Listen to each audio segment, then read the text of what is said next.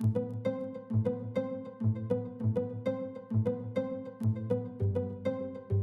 sure to check out mythvisionpodcast.com. Help MythVision grow, guys. Become a Patreon member. You guys will get early access to all my videos when I'm done editing them. Also, it's a small community where you guys can message me your questions and talk to me in private. You guys can also donate through PayPal and Cashapp. Join the social media links down in the description. We have Twitter, Facebook, all sorts of social media. Help the community of MythVision grow. Hit the subscribe button, hit that bell so you guys are notified every time I do a live video and you don't miss any of my content. We are MythVision. Welcome back to MythVision Podcast. I got Cam and Cam, but Cam's not here. Kamil, if you will, that's the transliterated English version of your name, I guess, right? Yeah, that's a very good pronunciation. Great job. How do you say it? A good start. Yeah, Kamil. So people tend to pronounce it as Camel, so feel free to overpronounce the I at the end, right? In the last syllable. Awesome.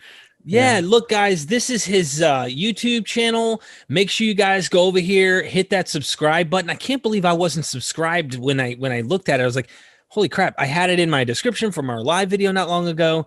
And guys, they use a lot of a street epistemology, but more than that, because that's really Doug's, task is always doing that. And if you don't know Pine Creek Doug, welcome to Planet Earth. In case you're wondering, you're a human being, and this is a guy on YouTube who's been doing this for a while.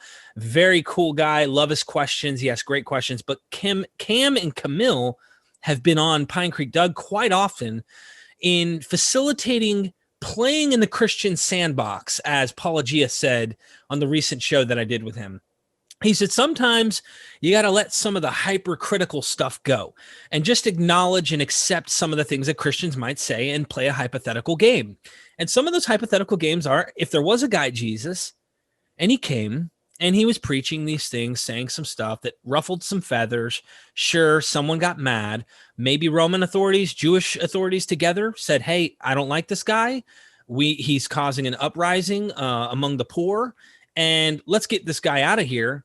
Kill him. They crucify this guy, and the mythology, as we would say, develops. But why is he a risen guy? Why did he rise from the dead? Or better saying, what happened to his body? Because he supposedly rose and appeared to many and all that. So that's going to be the topic of today. Make sure you guys like the video. Make sure you guys share this content. They have a Discord group too. You can go in there and ask questions, and it's a really cool Discord. I've been in there before. These guys are all over the place with academic stuff. And with that being said, I'm going to shut up. I'm just going to let Kamil take over and tell us what you're bringing to the table. Yeah, sure. So first of all, I should probably introduce myself, right? So massive disclaimer, I'm not an academic. I'm not a historian. I'm just been interested in history for a couple of years now. And I'm actually now studying classics, but I don't have a degree in it yet. And what I want to talk about today is just my competing hypothesis or competing explanation of the evidence for the resurrection of Jesus, right?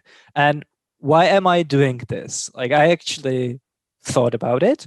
I even wrote it down. So I have like a brief paper, an outline of the hypothesis, and then how it describes how it explains the various pieces of evidence that are usually put forward for the resurrection, like the minimal facts and even some maximal facts that other apologists add, right?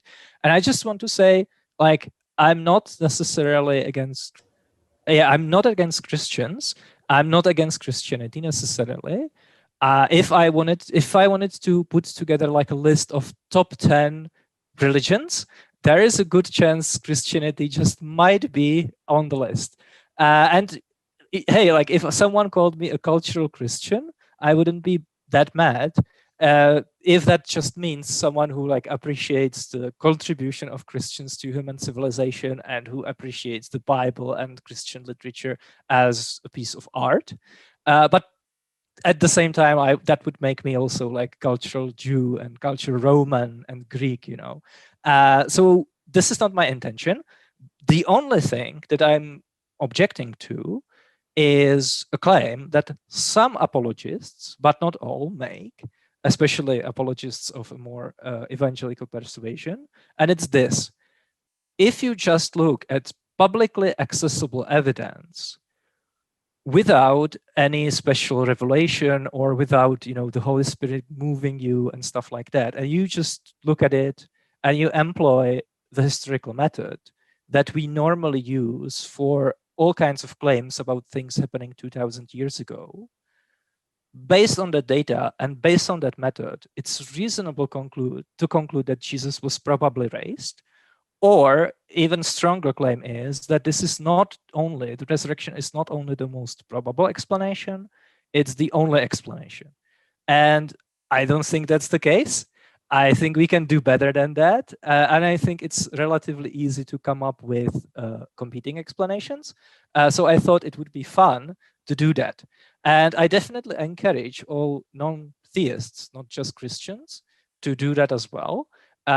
Because what I'm a little bit frustrated about when I engage in the great debate, when I, for example, watch a debate between Bart Ehrman and some apologist or someone else, is that the non-theist, instead of actively putting forward an alternative explanation of the evidence, they instead just raise doubt, right? Which is fine. But then imagine you being a Christian watching it. It comes across, the impression that you get is that really the other side doesn't have any explanation. Because if they had, they would present it, right? And Gary Habermas actually said that recently in a webinar where he said, if you survey the scholarship on the resurrection of Jesus and you look at what is the explanation offered by the other side, by non-Christians, it's usually this: something happened, we don't know what. And he's very discontent with that because he thinks that this is a sign of weakness. The reason why there are not books being sold about alternative explanations of the evidence for the resurrection is because we can't come up with anything, right? But I think, first of all, that's not true. And the reason why non-Christian historians don't apply for grants and don't write papers and produce academic publications with competing explanations of the resurrection evidence is not because we can't do it. It's because it's so obvious that the resurrection is not the most probable explanation that it would just be a waste of time, right? Like, historians have better things to do, better things to study. If I actually wrote a grant asking for money to study the resurrection and come up with an alternative hypothesis, I would be laughed at because everyone would understand that this is not very efficient use of like public funds, right? And the second reason, second thing that I want to say about that is, yeah, it's true that a lot of non-Christian historians say we don't know what happened, but they say that because that's true, right? Just to give you an allegory or a different example, we have a claim in the historical record that Roman Emperor Claudius died because he was poisoned by his wife, who wanted her son Nero to become the next emperor instead of Claudius's own son Britannicus, and that's what happened. We don't actually know if this is true or not, right? So when historians talk about this, they don't say, oh, Claudius was poisoned. They say, we don't really know how he died. Could be the case that he was poisoned, but maybe he just died of old age, right? But if there were someone who would have the same approach as Gary Habermas, he would be really upset that the historians are saying we don't know what happened. He would actually want them to come up with an alternative explanation for the death of Claudius. He would actually demand that they commit to, for example, Claudius dying of a heart attack, right?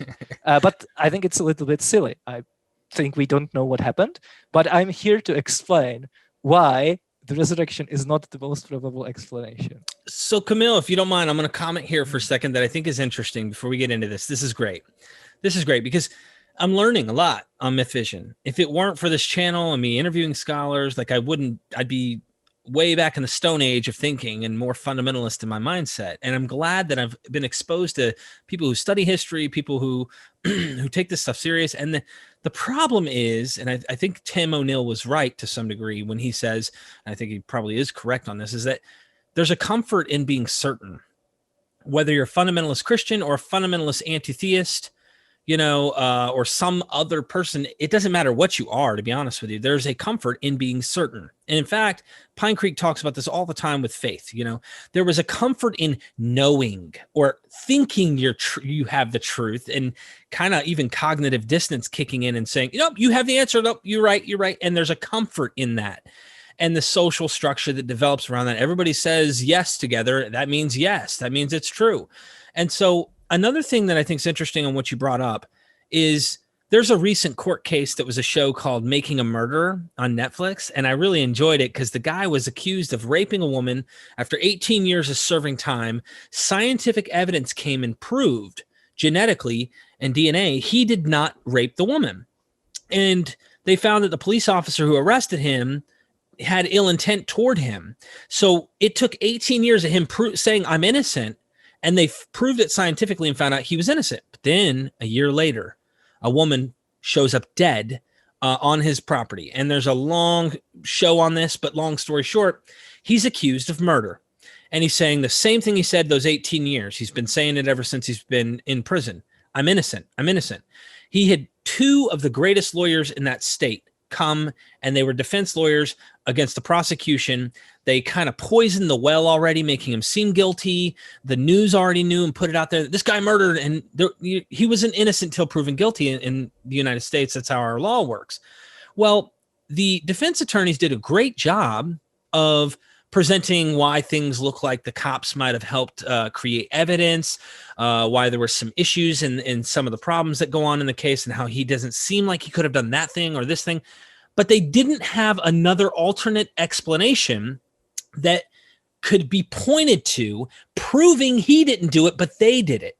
And because you can't give, all right, the Pepsi over here is guilty, all right, if you can't say that is what it is, your arguments aren't strong enough to take the burden of proof off of this and put onto that. And so what you're trying to do is get into the sandbox and say, all right, we're going to go ahead and say, put to the side that he rose again from the dead. Okay. What could be another motive? And just a little private information. You and me were in contact not long ago. This isn't anything like secret or anything, but I've been reaching out to apologists to have you debate them openly, not viciously, not trying to be rude, not trying to no, a serious discussion where you wanted to debate the resurrection and give a positive argument rather than what we always hear. The skeptic comes on and says, no, it's unlikely, and here's why. That's it. What about he was thrown into a ditch? Or what about he was buried in an unmarked grave? Or what about he didn't actually die? He actually didn't die at all. I mean, different hypotheses that make sense of the natural evidence we have, or at least with what we have. So with that being said, I'm going to shut up, Kamil. I just thought it was important to say those things.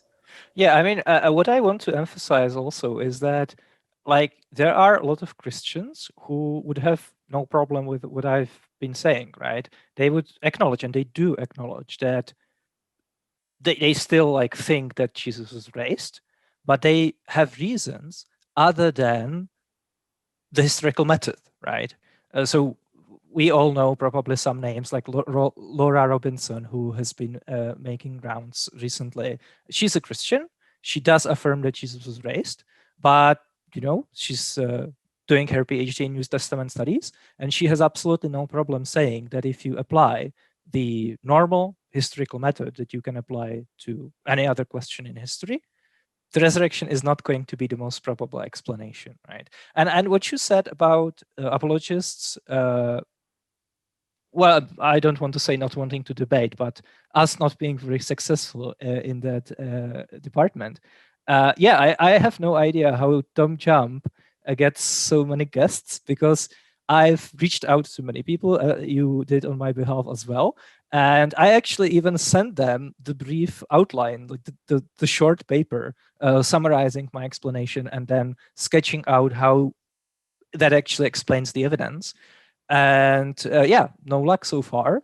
There is actually one debate that I did with an apologist named Kyle. You can watch it on my channel. Definitely recommend it. I think it's really interesting. And if you want to hear more about what I have to say on the topic, and even more specifically, how I respond to some of the things that a Christian apologist would say, what kind of objections he would put forward, then that would be the debate to look into. But yeah, let's do it, shall we? Absolutely. And go to the YouTube channel, subscribe, check out his stuff, go to the Discord.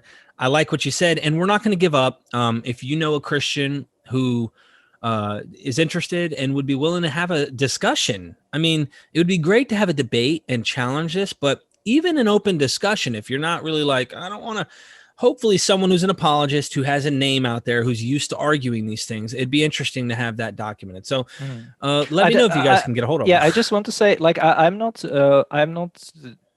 insisting on having like a formal debate with a formal structure. Actually, what we did with Kyle is I basically just conceded my the time that I would normally have for kind of criticizing his position, and I just said, look, this is my explanation, and it could be the case, it very well could be the case that there is just something that I missed, and that's the reason why it doesn't work. Like, I'm fairly well read, I would say, in what Christian apologists have to say about this, but I'm not a New Testament scholar, right? So it could be the case that someone 100 years ago wrote something that just doesn't make my explanation work.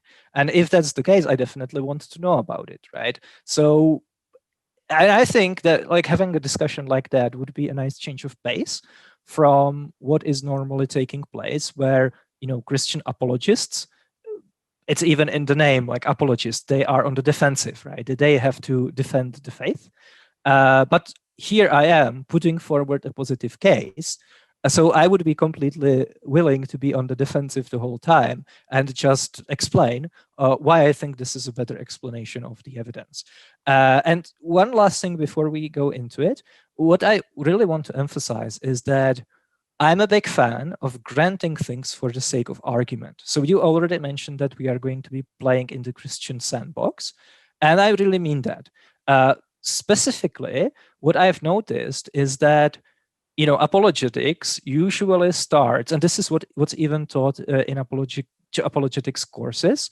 They start with general arguments in favor of theism, so a God existing, before they move to specifically discussing the evidence for Christianity, which usually is in some way or another the historical case for the resurrection of Jesus.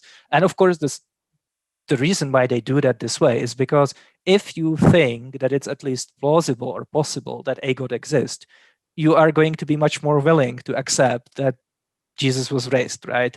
But the problem is that if we as non-Christians start objecting at the very moment that they open their mouth about a Kalam cosmological argument or the moral argument, well, then we will be just stuck on that first step forever. Like, I've watched debates about the Kalam cosmological arguments that lasted for 3 hours, and the conclusion doesn't even has God in it, right? And I'm a little bit burned out by that. So what I'm proposing is, just for the sake of argument, let's just skip all the way to the end and let's talk about the resurrection. Let's not waste our time with all of these other arguments that point to Christianity specifically. Let's just say that it's possible there's a God.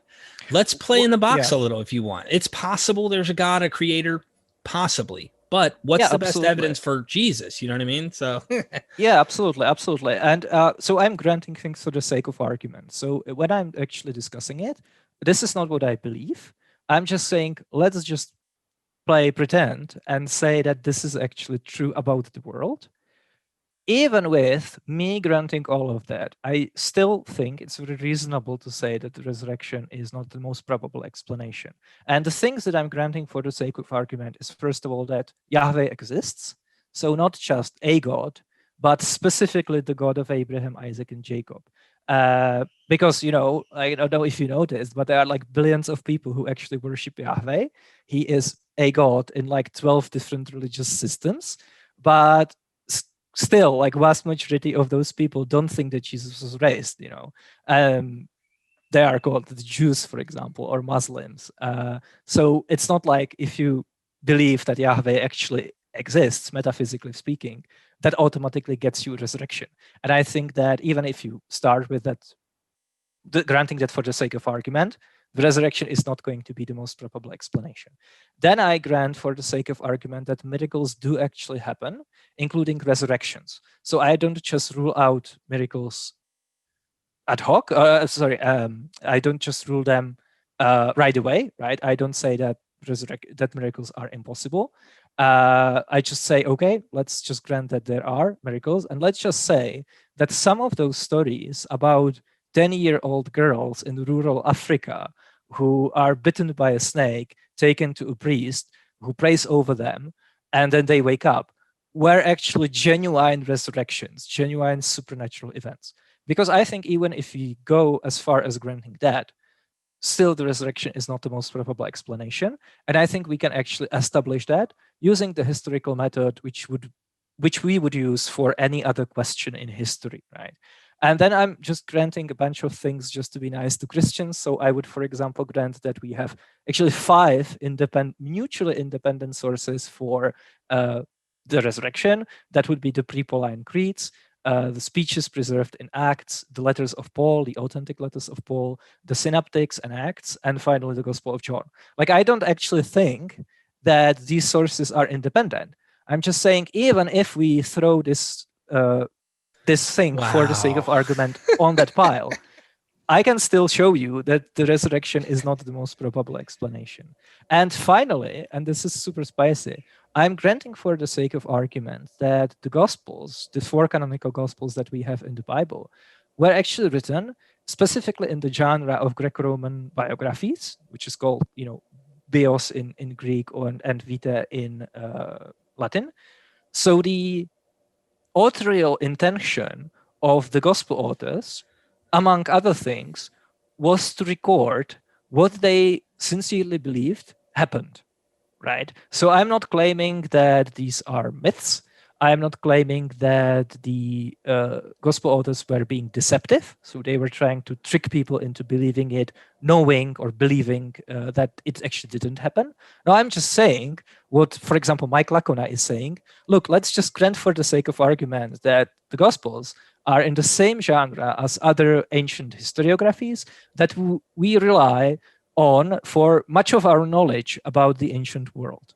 And I'm just saying that even if we grant all of that for the sake of argument, there are really good reasons for thinking that the resurrection is not the most probable explanation for the evidence, and that I can do actually better. I can come up with a better explanation. It accounts for all of the evidence just as well, but it has a nice added benefit. It's much more plausible than a resurrection, right? So let's. I can't wait. Can you guys wait? I can't wait to hear what he has to say. I mean, he practically tied both arms behind his back. He's wobbling on one leg, and now he's going to go fight Mike Tyson. Okay, so yeah. So I should definitely give it a name, the hypothesis, right, so that people can refer to it. And I was just thinking that I would call it the Old Testament hypothesis, because who among Christians would have anything against the Old Testament, right? So, but that's just my marketing. If you have a better idea, I'm all ears, right? So the explanation is really simple. The basic outline is just this. The first Christians believed that the Old Testament is a historically reliable source of information about Jesus, and because of that, they became convinced that Jesus was raised. He ascended to heaven and was highly exalted, seated on the right side of God on like a celestial throne in heaven. And after they concluded that, they had religious experiences which they mistook for confirmation of this belief.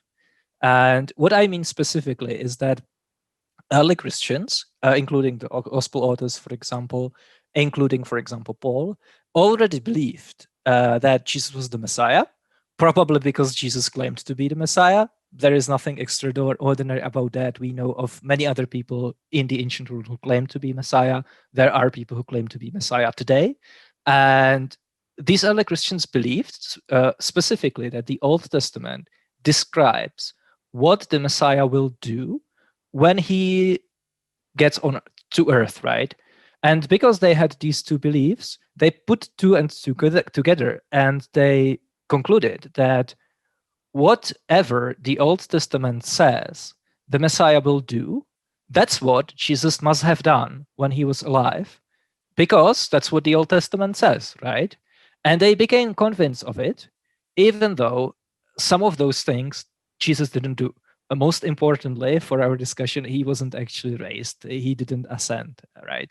And what this means specifically is, for example, they believe that the Messiah will suffer for the sins of others. They believe that the Messiah will be humiliated and killed. The Messiah will be raised, lifted up, and highly exalted in heaven, right?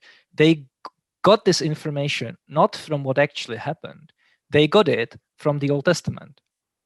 And to be fair, like out of all of those things, Jesus did a lot of them. For example, he really was despised and rejected. He was tortured, stricken, and spat upon. He was led as a lamb to the slaughter, and his hands and feet were pierced, which I'm, of course, referring to the language, the expressions that early Christians drawn from the Old Testament. For example, the figure of the suffering servant in Isaiah, the language in Psalms and stuff like that.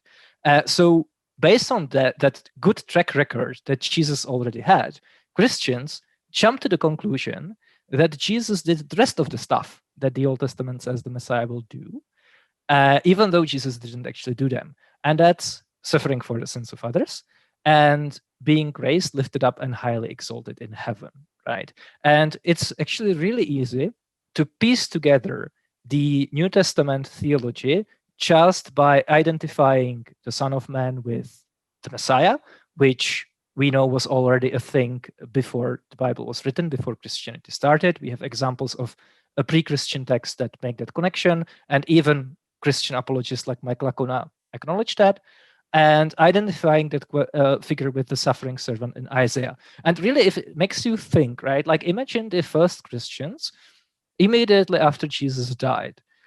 What were they thinking? Well, they must have concluded that the death of the Messiah was a part of God's eternal plan, right? It's not like God didn't plan for the Messiah to be crucified, but it happened anyway, right? Like all must be going according to plan. So they did what every Second Temple Jew would do. They went to the Old Testament and tried to explain it away. And the only connection that they had to make in order to perfectly make sense of everything that they just witnessed is to connect the figure of the Messiah with the suffering servant in Isaiah. And it matches perfectly because suffering servant goes through this torture, is rejected, and then it says that he was raised, lifted up, and highly exalted in heaven. And that's what happened. So that's the basic outline. And let's just go through some of the things that are offered as evidence for the resurrection. And let's see how my explanation can actually explain these things just as well. But it's actually much more plausible because the things that are making the explanatory work in my hypothesis are very well established, almost ubiquitous features of human psychology, human religious experiences, and literary conventions of the time. But when it comes to the resurrection hypothesis, the thing that does the explanatory work is something that we almost never see happen. I'm not saying we never see that happening. I'm granting for the sake of arguments that every once in a while someone is raised from the dead. But I'm just saying that if we have, as historians, if we have two competing hypotheses, and in one of them, what does the explanatory work is something that we see happening all the time, as it's like a normal feature of human nature. And the other explanation is based on something that we almost never see. It's reasonable to conclude that the first one is more probable. So which piece of evidence would you like to start with? Honestly, you take me through what you would think a typical William Lane Craig or Mike Lacona or even John C. Lennox, some of these more scientific-minded guys that argue. Like I listened to these guys for years, and usually they'll go, well, the eyewitnesses. That's what they immediately do is they start talking about eyewitnesses, or they talk about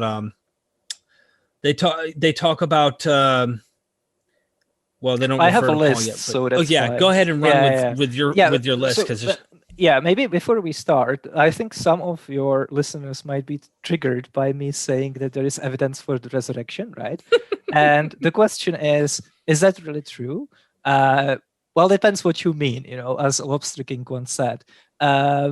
Depends how you define evidence, because you can define the evidence in two different ways. One is like a very broad scope, and one is very narrow scope. What you can mean by evidence is just some explananda, so things that a hypothesis explains, right? With that case, there is definitely evidence for the resurrection, because there are things that the resurrection hypothesis is trying to explain. For example, why is it the case that we have historical writings saying that Jesus was raised, right? But on that definition, all of those same pieces of evidence are also evidence for my hypothesis, because my hypothesis can also explain them, right? So the hypotheses kind of annihilate each other. That's the wide scope definition of the word evidence. But you can define it also as meaning something that makes a hypothesis more probable than competing hypotheses. This is, for example, this is how people kind of think about it in natural sciences, right? So when they say we have evidence for this, let's say, interpretation of quantum physics, what they mean is we run some experiments, and the results of those experiments positively ruled out alternative models. So ours is the only one that can explain it, right? That happens all the time in natural sciences. On that definition, there is no evidence for the resurrection, because there isn't anything that we observe in the world which the resurrection hypothesis would explain better than the alternatives, for example, my explanation. But on the other hand, there isn't any evidence for my explanation either, right? So again, the two hypotheses kind of annihilate each other.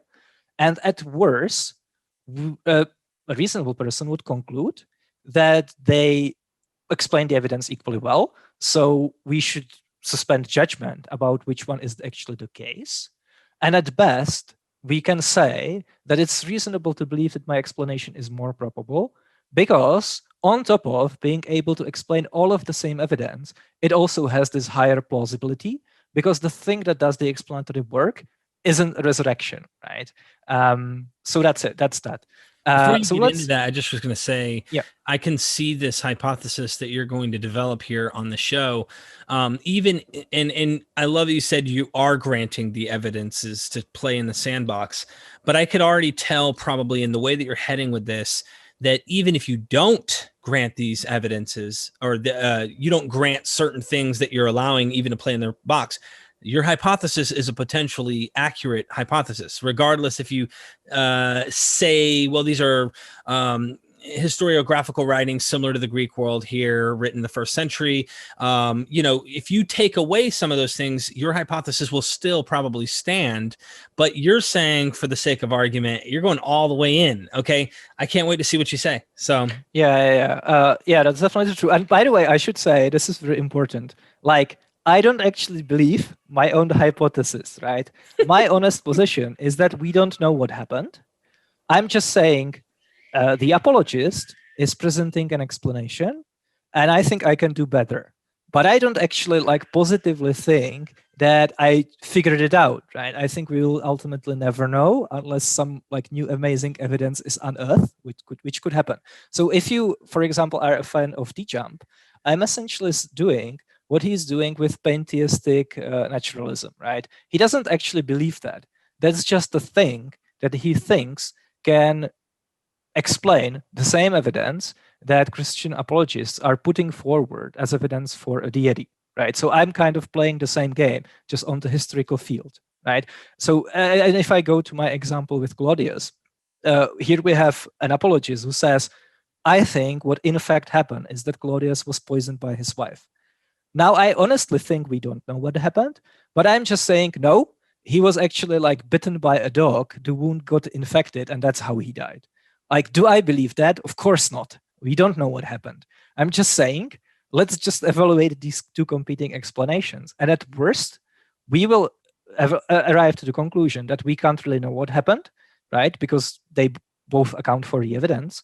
But at best, the mine is more probable because the resurrection hypothesis has really low plausibility, right? So let's just start with the empty tomb. That's everyone's favorite, okay? So on my hypothesis, the narratives of the empty tomb were crafted by the gospel authors based on Isaiah 53, verse 9, which says, they made his grave with the wicked and his tomb with the rich.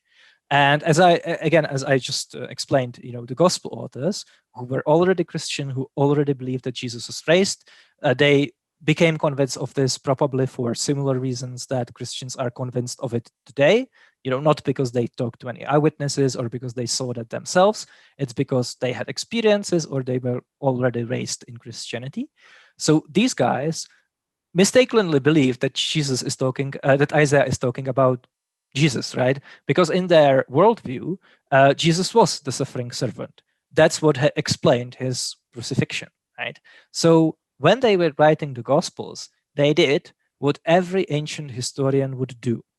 They took what they already believed, what they already thought was plausible on their worldview, and they took what their sources told them, and they created a plausible scene, a plausible narrative that fits that, right?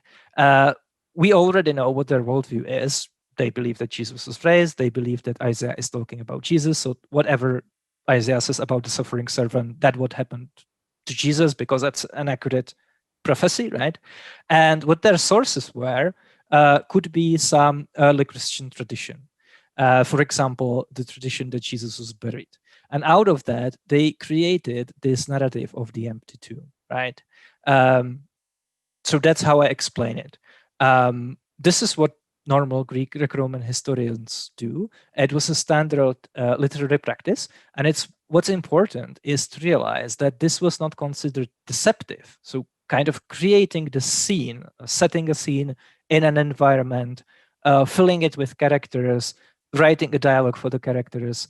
When historians did that for people that actually existed in situations that actually took place, like wars, for example, that wasn't considered deceptive, and the audience understood it. So the historians wouldn't be considered lying. They were not trying to scam people, right? And this is what many Christian apologists even affirm, like Michael Licona, Craig Keener, Craig Evans.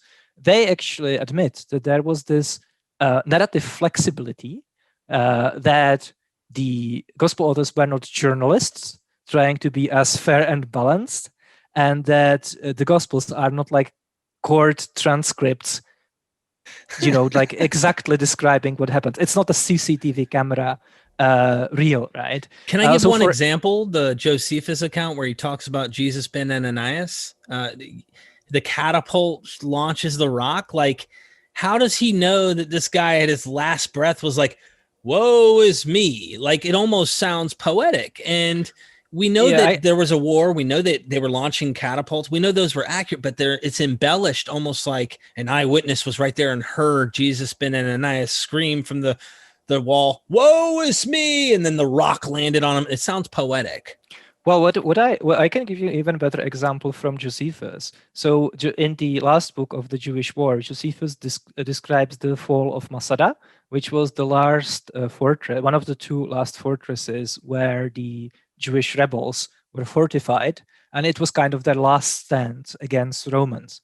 And obviously Masada was eventually conquered, and the males were slaughtered, and the only people who escaped were 2 women and I think 7 children. And Josephus describes what happened right, like the night essentially leading up to the fall of the fort. And he claims that eyewitnesses, the 2 females, they basically told him what happened, right? Because he obviously needs to explain where he's getting his information from if everyone else was killed, right? But the thing is that we actually excavated, like archaeologists actually excavated Masada, and what he says can't be true because it's ruled out by archaeological evidence, right? Like there are various things that don't match up. And so historians looked into it, and they actually found out that the things that he describes, for example, how he structures speeches, because he of course records speeches that for example, the leader of the Jewish rebels gave before the fort was conquered, right? Or he, for example, describes how some of the soldiers committed suicide by burning themselves with their families on like a pyre. So historians actually discovered that there are literary tropes in the way how Josephus says that, and there are these like repeating patterns of ancient literature, where if a similar situation is depicted, it's going to be depicted in a similar way, and they're actually carried over from author to author, and it was standard for a historian to lift these kinds of literary tropes, topoi in Greek, and shape the narrative this way.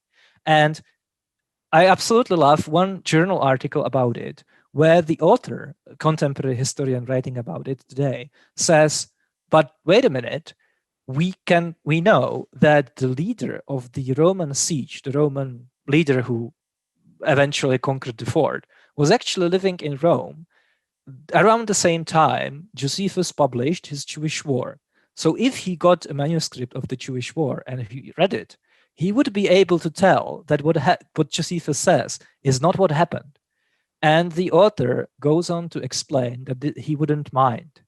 Like, even if an actual eyewitness who was there and who knew that what this historian is recording didn't actually happen would be fine, because he would understand that it's perfectly acceptable in the genre of Greco-Roman historiography to take this kind of literary license, artistic license, and basically create a scene and have characters know that this is what happened, as long as it's consistent with your sources. Go back just a minute. Sorry. Yeah. He creates a scene with characters, and then you broke out. Yeah, to create a scene with characters and have them do and say things that the historian doesn't actually know they in fact did, as long as it doesn't contradict what he knows actually happened, right? So on that hypothesis, Josephus either didn't have eyewitnesses, or he did have eyewitnesses, but then he chose to depict the scene differently in order to employ these kind of tropes, right? Because apart from just recording history, he has other literary goals. He, for example, he has specific political agenda. He wants to depict the Jewish rebels a certain way. He wants to depict the Romans in a certain way. It's very complicated discussion to unpack that here. Mm-hmm. But this is absolutely the case with the Gospels, right? Like, even Christian apologists admit that Gospels are not straight up recording history. They have obviously a theological agenda. Mm-hmm. They were written for a Christian audience, and it was written specifically to teach them certain messages. And we can leverage that in our explanation of the resurrection. This is interesting because I'm thinking, like, in my head, I'm already regurgitating as a Christian, the Jonah was in the belly of the well for 3 days and 3 nights, and they literally take this trope with Jesus and they kind of lift that. Well, Jonah came back, he didn't get swallowed and remain swallowed. Well, Jesus died. He couldn't stay dead, and he had to have rose. And I could see them using some of these things as like, it can't end here. So, well, I mean, it's important to emphasize that, like, what I'm saying is not just some crazy, like, liberal, atheist history. Like, there are actual New Testament scholars who are very conservative evangelicals, like Mike Lacuna, Greg Evans, Greg Keener, who have no problem saying, okay, the Gospel of John, the author moved the day of the crucifixion for theological reasons, and therefore he had to invent all kinds of things around that, right? Like, for example, the members of the Sanhedrin Council don't want to enter Pilate's palace because they don't want to be defiled before eating the Passover lamb, right? That, on the hypothesis that this is what the Gospel of John did, that didn't happen, because that wouldn't make sense on the crucifixion being on a different date, right? Mike Lacuna, for example, very famously thinks that the crucifixion signs, for example, the resurrected saints marching through Jerusalem, might be apocalyptic imagery, which I agree, that was a really standard, again, literary trope. So if you were writing, even if you were writing history, if you were writing about a guy who really was crucified, if you believe that he was the Messiah, you would depict his crucifixion, his death, with the same kind of literary conventions, with the same kind of tropes that were normally employed. And when an important person died, for example, a king, there were these divine signs. That's normal. Like in Tacitus, in Suetonius, in Josephus, when something important goes down, like Alexander the Great, for example, dies, or there's an important battle, there are these divine signs. And some of them are very, very similar to what Matthew is depicting. And what I really like the most is that Michael Kuna says that the infancy narratives in the Gospel of Matthew and the Gospel of Luke might be largely invented because, and this is what he says, little was remembered of Jesus's childhood. And this is how he explains why most of the details only appear in one gospel and not the other, right? So he realizes this is an issue. He realizes that harmonizations of the infancy stories are very strained. They are very improbable. They are extremely ad hoc. So he just says, look, by the time the Gospels were written, little was remembered of Jesus's childhood. So good point. The Gospel authors just did what any good ancient historiographer would do, right? And what's really interesting about it, so if you think about it, the amount of time that elapsed from Jesus's birth to when the traditional Gospel authors would get the information about how he was born is the same amount of time that elapsed from when Jesus was crucified to when the Gospels were written. In both cases, it's about 30 years, right? So if you think about it, who would be a good eyewitness for the birth of Jesus? Well, for example, his parents, right? And who is like one of the Gospel authors? The Gospel of Matthew. And what was the first opportunity for Matthew to meet Jesus' parents, where it would be after he was called an apostle in 30s. So it would be roughly after 30 years. And if you think about it, what's the amount of time between when Jesus was crucified in 30s and when the Gospels were being written, 70s or 80s? Also about 30 years. So I think if we apply the same standard that Michael Conrad is applying to the infants narratives, we can perfectly well say, okay, the Gospel authors didn't really have any reliable information about how Jesus was buried, for example, but they just did what a normal ancient historiographer would do because little was remembered, and that would be completely consistent. And this is, I mean, we got it.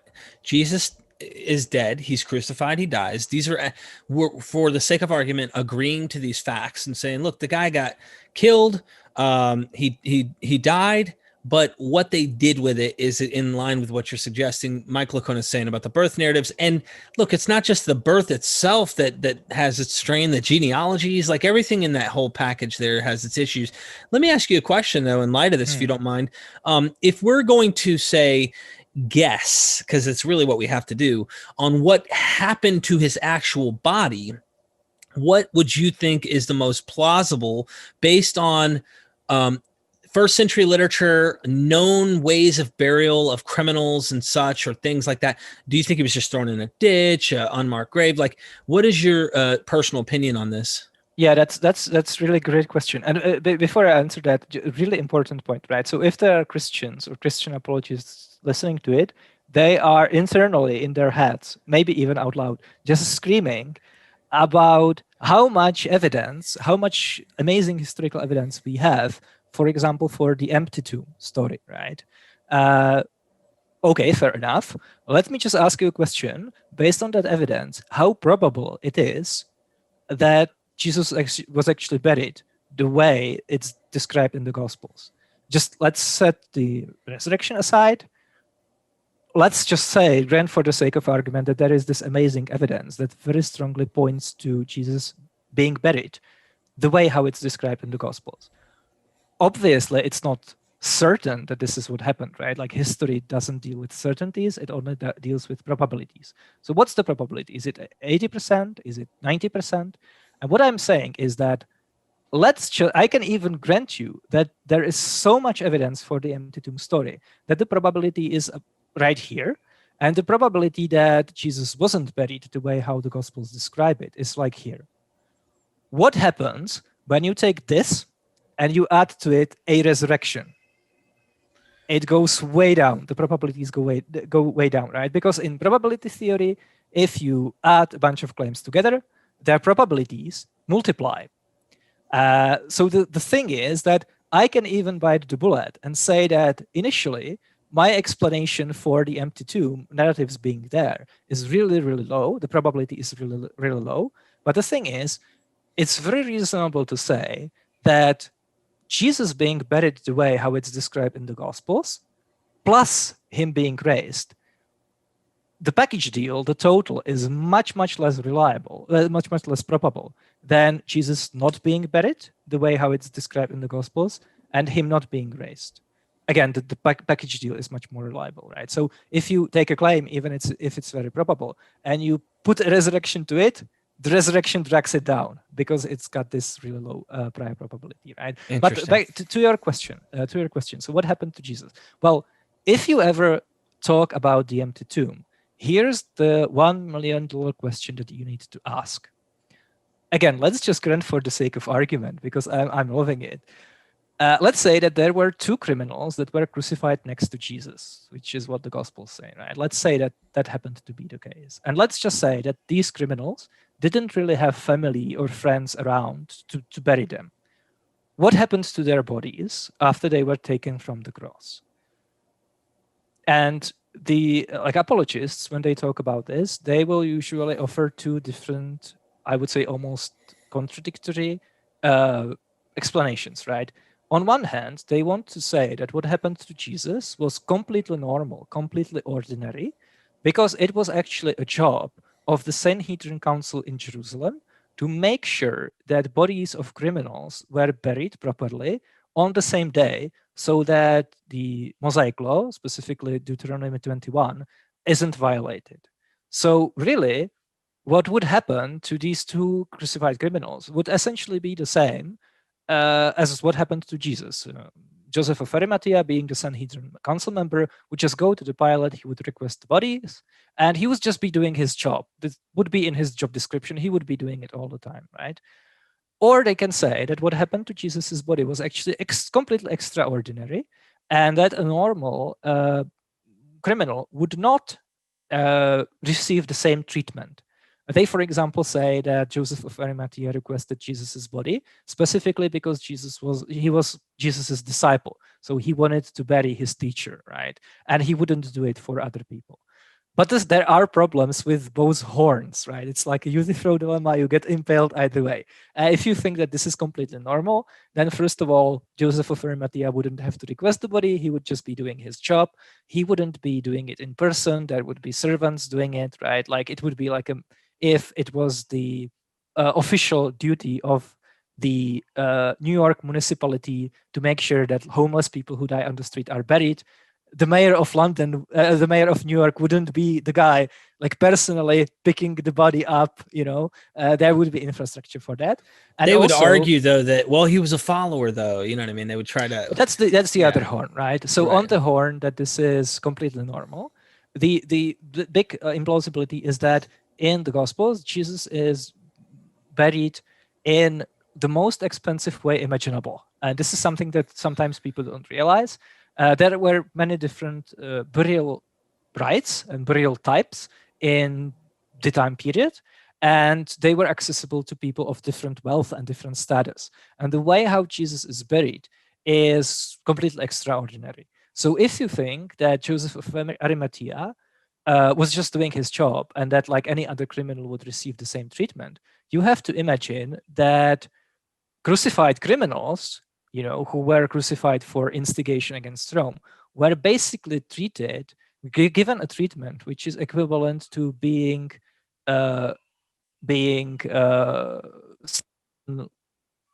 in a hotel in like a presidential suite, and we of course know from later sources how bodies of criminals were actually buried, right?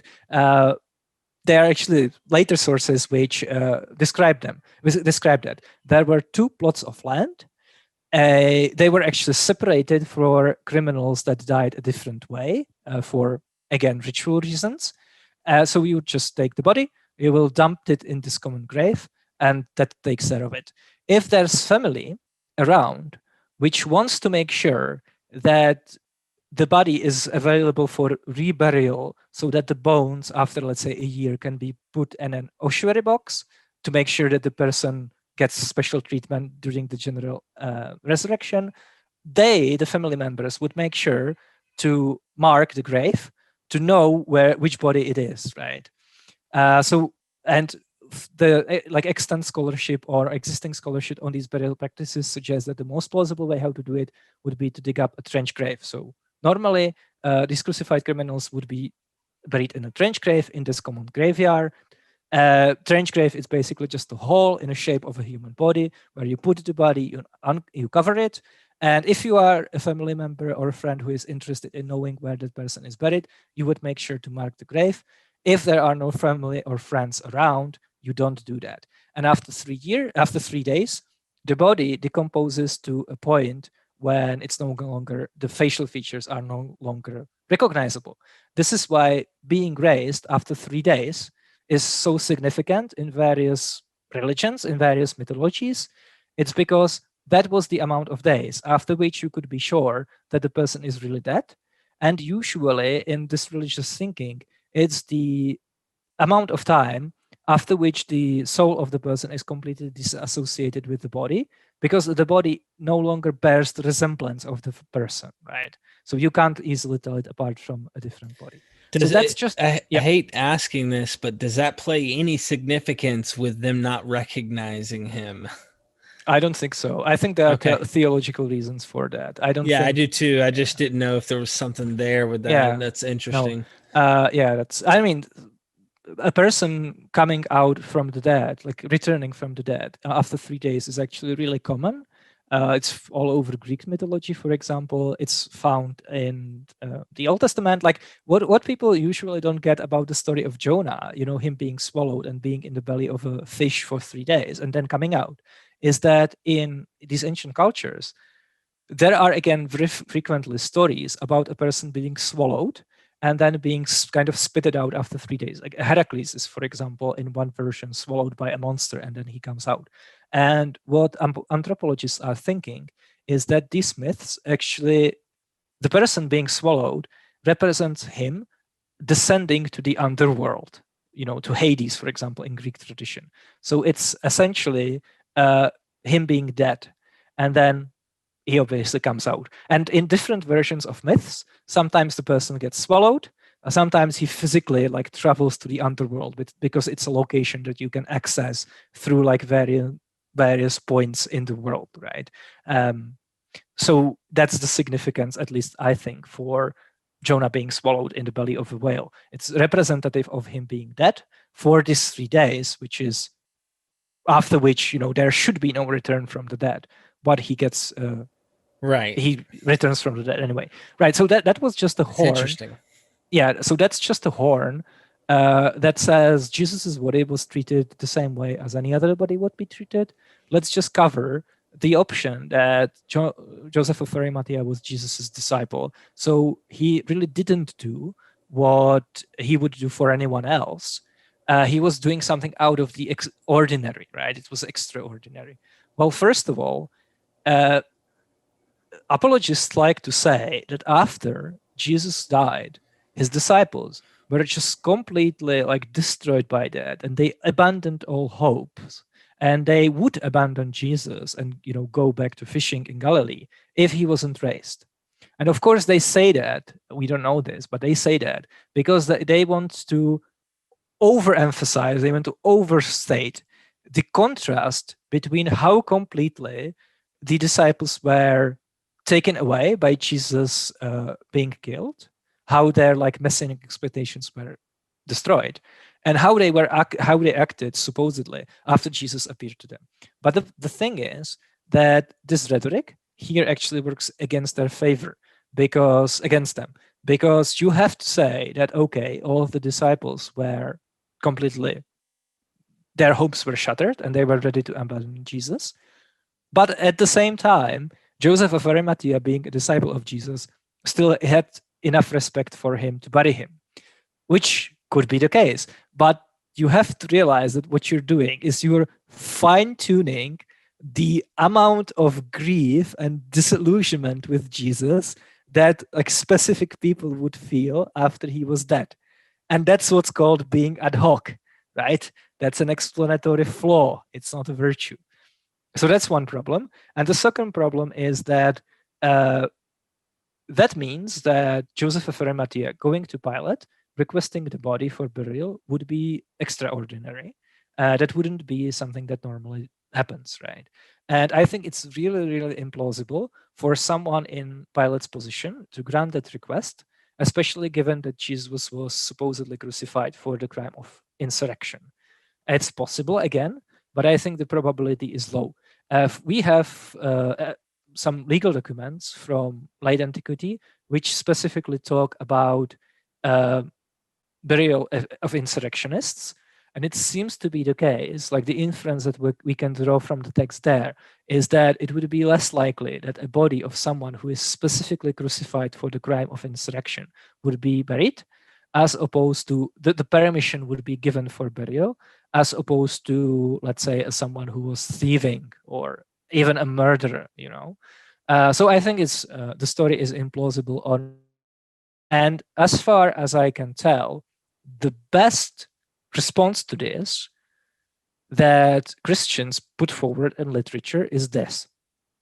They what would happen with Jesus's body is what would happen with any criminal.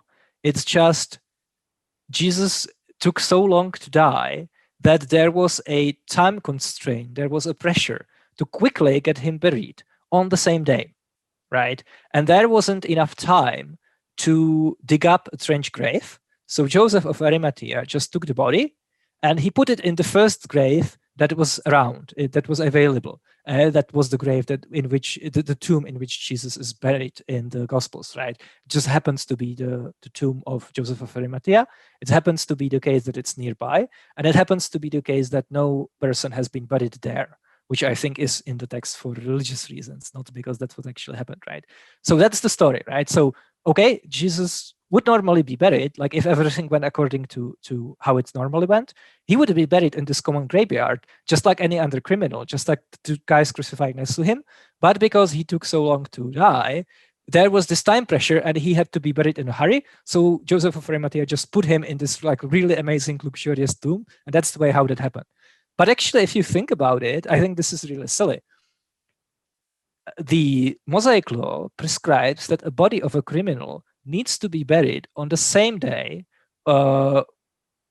before sunset, because otherwise the ritual or the prescription is violated, right? Which really means that as soon as someone is sentenced for crucifixion, you know from that point on that by the time sun goes down, you need to have a trench grave ready. So I think it's really implausible that this time constraint would even be there. I think the responsible people would just automatically go dig like holes for all the people that were crucified all the day, Jesus and the two criminals. They would have them ready, right? Because they knew that needs to happen before sunset, so that the law is not violated. And they would just be hanging there by the grave, waiting for Jesus to finally die. Right. And when he did, they would just take the body and put it in the grave that was already prepared for him. I think this is most plausible. Again, is this something that we can establish happened for sure? Of course not. Is it possible that Jesus was buried the way that how it's described in the Gospels? Of course it is possible. But I'm just saying that even if you think that the way how he's buried is over here in probability, and my alternative account is over here in probability, if you add a resurrection to it, the resurrection drags it down.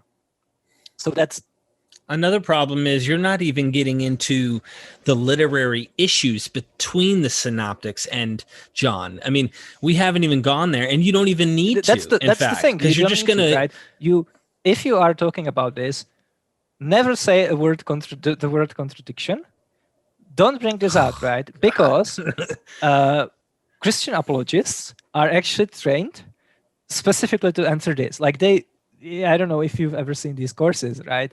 They actually like memorize various harmonizations and they go into excruciating details to be able to tell you exactly why is it the case that it seems to be in the synoptics Jesus is crucified in a different day, right? So don't just bring it up. It's complete. They trained this because this is how Bart Ehrman, to be honest, argued, right, and has argued. He was really the one that who was on the scene, doing these debates back when New Atheism became popular, right? Like he was the horseman in the historical debate, right? So he would always, because he didn't actually present, and he doesn't present an alternative explanation, he just raises doubt. He would go to these contradictions in order to motivate Christian audiences into thinking that we should not place that much historical reliability in the Gospels. So this is what Christian apologists know. This is what they trained for. This would make for, again, like a conversation that lasts for hours. So just don't do it, right? Like it's much better. Right, You will caught them right. by surprise, actually, because it's going to be something that they won't expect. This is interesting. So you have a burial, and you've given an alternate explanation, but let's just posit he was buried in an actual tomb. Now we have to explain, well, how did he go missing? Yeah. Okay. So I would actually say that what happened to Jesus is what plausibly, like this is what I actually believe, providing that was Jesus, of course. What I think what most probably happened is just what happened to any other criminal. I think there's no reason for thinking that he got any special treatment. And I think that's most probable because it's just most plausible, right? Like if you don't have any hard evidence one way or the other, I think you should go with, what's usually normal in the case, right? Which means he gets taken out of the grave, out of the cross, sorry, and he gets put in this communal graveyard for crucified criminals in a trench grave, and he's covered. He doesn't have any family or friends around. This is again something that I'm asserting as a part of my explanation. We don't know if this is the case or not, but I'm just saying this is what happened. And if that's what happened, like on that assumption, nobody marks his grave, and after 3 days, his body is beyond recognition. And let's just say, for the sake of argument, that the disciples, Jesus' disciples, maybe after 3 days, maybe after 30 days, 50 days, maybe after a year or two, start saying, okay, Jesus was raised, he was the Messiah, right? And let's just say, hypothetically speaking, I think this is really improbable, that the people in Jerusalem are so riled up by this that they actually go and somehow find the exact trench grave where Jesus' body was buried. They dig it up and they drag it through the streets of Israel, the streets of Jerusalem, and they show it to Peter, James, and Jesus' disciples. So these disciples are actually presented with irrefutable evidence that Jesus wasn't raised. Now, what happens where religious people are presented with really good evidence against their religious beliefs? Do they abandon them? I haven't seen, very rarely has that ever happened. Yeah, and just think about how many young Earth creationists there are, right? Like, if you are willing to completely throw out all of like evolutionary biology, geology, or entire like sciences that like thousands and thousands of people spend their entire careers in, and that have actual like real world practical application for oil drilling and antibiotics and stuff like that. I think it's really, really plausible that someone in the position of these disciples would actually conclude that. And we even have some like specific historical precedents for that. Like in 18th century, there was this guy called Thomas Ms, and he claimed to be a prophet, and he gathered religious following. And after he died, his religious followers predicted that he will be raised, and they actually did what Jesus didn't do. Well, I guess he technically did. Predicted the exact date when his resurrection will take place. So much so that the authorities of that place had to put up guards in the tomb, like in the graveyard, in order to prevent the cult members from staging a fake resurrection. So there were actually police, like they had the place locked down. And when the appointed time and date arrived, his followers gathered at his tomb. And there was also like a mob of hostile people who thought this was ridiculous and it's like insulting. And obviously nothing happened, right? He wasn't raised. So what happened with these religious followers? Did they conclude that he actually wasn't a prophet? No, they didn't even change their belief regarding his resurrection. Instead, what they thought is, okay, he would totally be raised. It's just there was this unruly mob. So they were not worthy of witnessing the resurrection, and that's why it didn't happen, right? And given that we have countless examples of religious people reacting to really good evidence against their religious beliefs every time, like all the time, every time a prophecy about end times or certain people winning elections fails, to just find a way how to rationalize it away, right? And it's not like, it's not like someone in the position of Peter and James wouldn't have the kind of mental resources to do that, because you have to imagine, what did early Christians believe, and what Second Temple Jews believe? They were apocalypticists, which means they also believed in like the strict duality between the forces of good and evil, and they specifically believed that the earth and the air, so everything under the firmament, right, is actually the dominion of Satan. That these are the rulers of the age in the Bible, right? So this world that we live in, the world of like material stuff, is actually ultimately being controlled by Satan. That's why there's so much like evil and sickness and stuff like that. And this controlling influence even covers authorities like governments, heads of states, members of various people in various positions of power, right? Right. This is why like Christians are sometimes so conspiratorial, and that's why they are so quick to dismiss experts, dissenting opinions, and stuff like that, because it's a component of Christian theology. So you can't break away often. The fundamentalists can't break that away. Yeah. So again, I think it's really plausible that, let's just role play that, right? Let's say I'm Peter, and let's say there is a crowd coming, claiming that this is Jesus's body, which just has been excavated from where Jesus is buried. I think the way how Peter is going to react to that is to say, "Get behind me, Satan," because he's just going to think this is the rulers of the age trying to lead him astray, right? And again, like, do we think this is what actually happened? Of course not. Is it more probable than a resurrection? Of course it is, right? Yeah. It's not because there is an anti-supernatural bias. It's not because I'm ruling miracles and resurrections a priori. I'm just saying, we know this kind of stuff happens all the time. Mm-hmm. Actual resurrections, not so much. Let me pose something else, get your opinion on, because I had a gentleman, a PhD, Samuel Zenner. He's a he's an expert in linguistics, literature, and history, I think, modern and old, something like that. Samuel Zenner. And I recently interviewed with him, and he said something like this, that the reason why you had to have him rise, even if he did not rise, is that in this belief system, in this messianism that you're talking about, the end is near. All of these prophecies, once you see, it's one thing to say, oh, they cherish the guy. Cool. They like the guy. Of course, he's their master, their teacher. They follow him. But when you factor in it's almost like if we're swimming in the ocean and I have a little board, what do you call, boogie board, and I get on the boogie board and I'm riding with the wave, and then I want to turn around. The wave still got momentum. It's still heading toward the shore.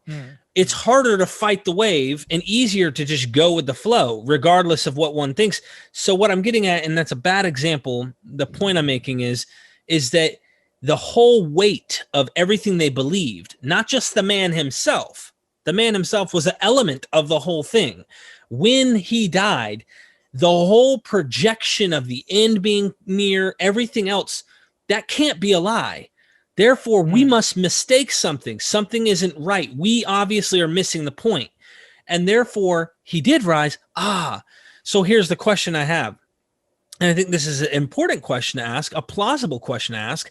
Did the earliest form of this resurrection, was it spiritual? Was it potentially a spiritual body in which Jesus rose? I know the Gospels definitely say, they act like he literally rose, and especially John tries to paint that picture. But Paul, What do you think? Do you think they Well, all? yeah, I think that's a good question, and I can just completely grant, for the sake of argument, that the earliest Christians, Peter, James, John, actually believed that it was a physical resurrection. Okay. The same way how it's eventually depicted in the Gospels. And you can ask why resurrection, right? Like, why did they conclude that Jesus was raised? Why didn't they, for example, conclude that, oh, he's just in heaven with God, or he's in the Abraham's bosom, or some other location, in Hades, for example, in Sheol? Well, I think that the key is that, again, if you solve the question of why the Messiah had to be killed with identifying the Messiah and the suffering servant, then the suffering servant gets highly exalted and in heaven, right? And then you of course have all of this language of, from Psalms, the Lord said to my Lord, sit at my right hand side. You have the Son of Man being associated with being exalted, like he's coming with the clouds of heaven, he's presented before God, and he's exalted.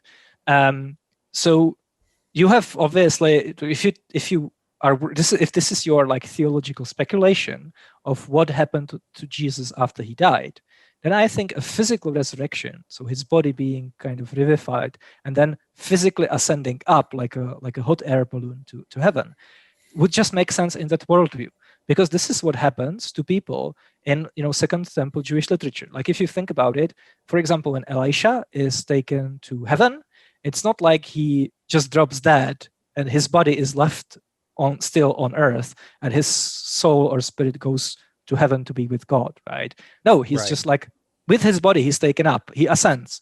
Right. Enoch, the same way, he disappears, right? And of course, in later intertestamental literature, that gets much more fleshed out.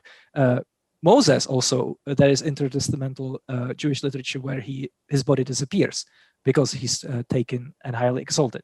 So, of course, the difference is that Elisha and Enoch, they didn't die first, right? That's the important difference. But what I'm saying is that in the minds of these Second Temple Jews, who also happened to be followers of Jesus, it would be really plausible for someone, like the transportation method for how to get a corpse that's dead on earth to heaven, where it's highly exalted, would be this ascension, and that would be preceded by a bodily resurrection, right? So that's now it's kind of an assumption on their part based on the scriptures. So at this point, it becomes theological and spiritual that he had to have rise, because look, Moses did, Elijah did, Enoch did, and Jonah did, and all these people did. Well, duh, so did Jesus. And therefore, they didn't need to really see someone rise for them to believe that they rose. They believed and had faith. So in essence, the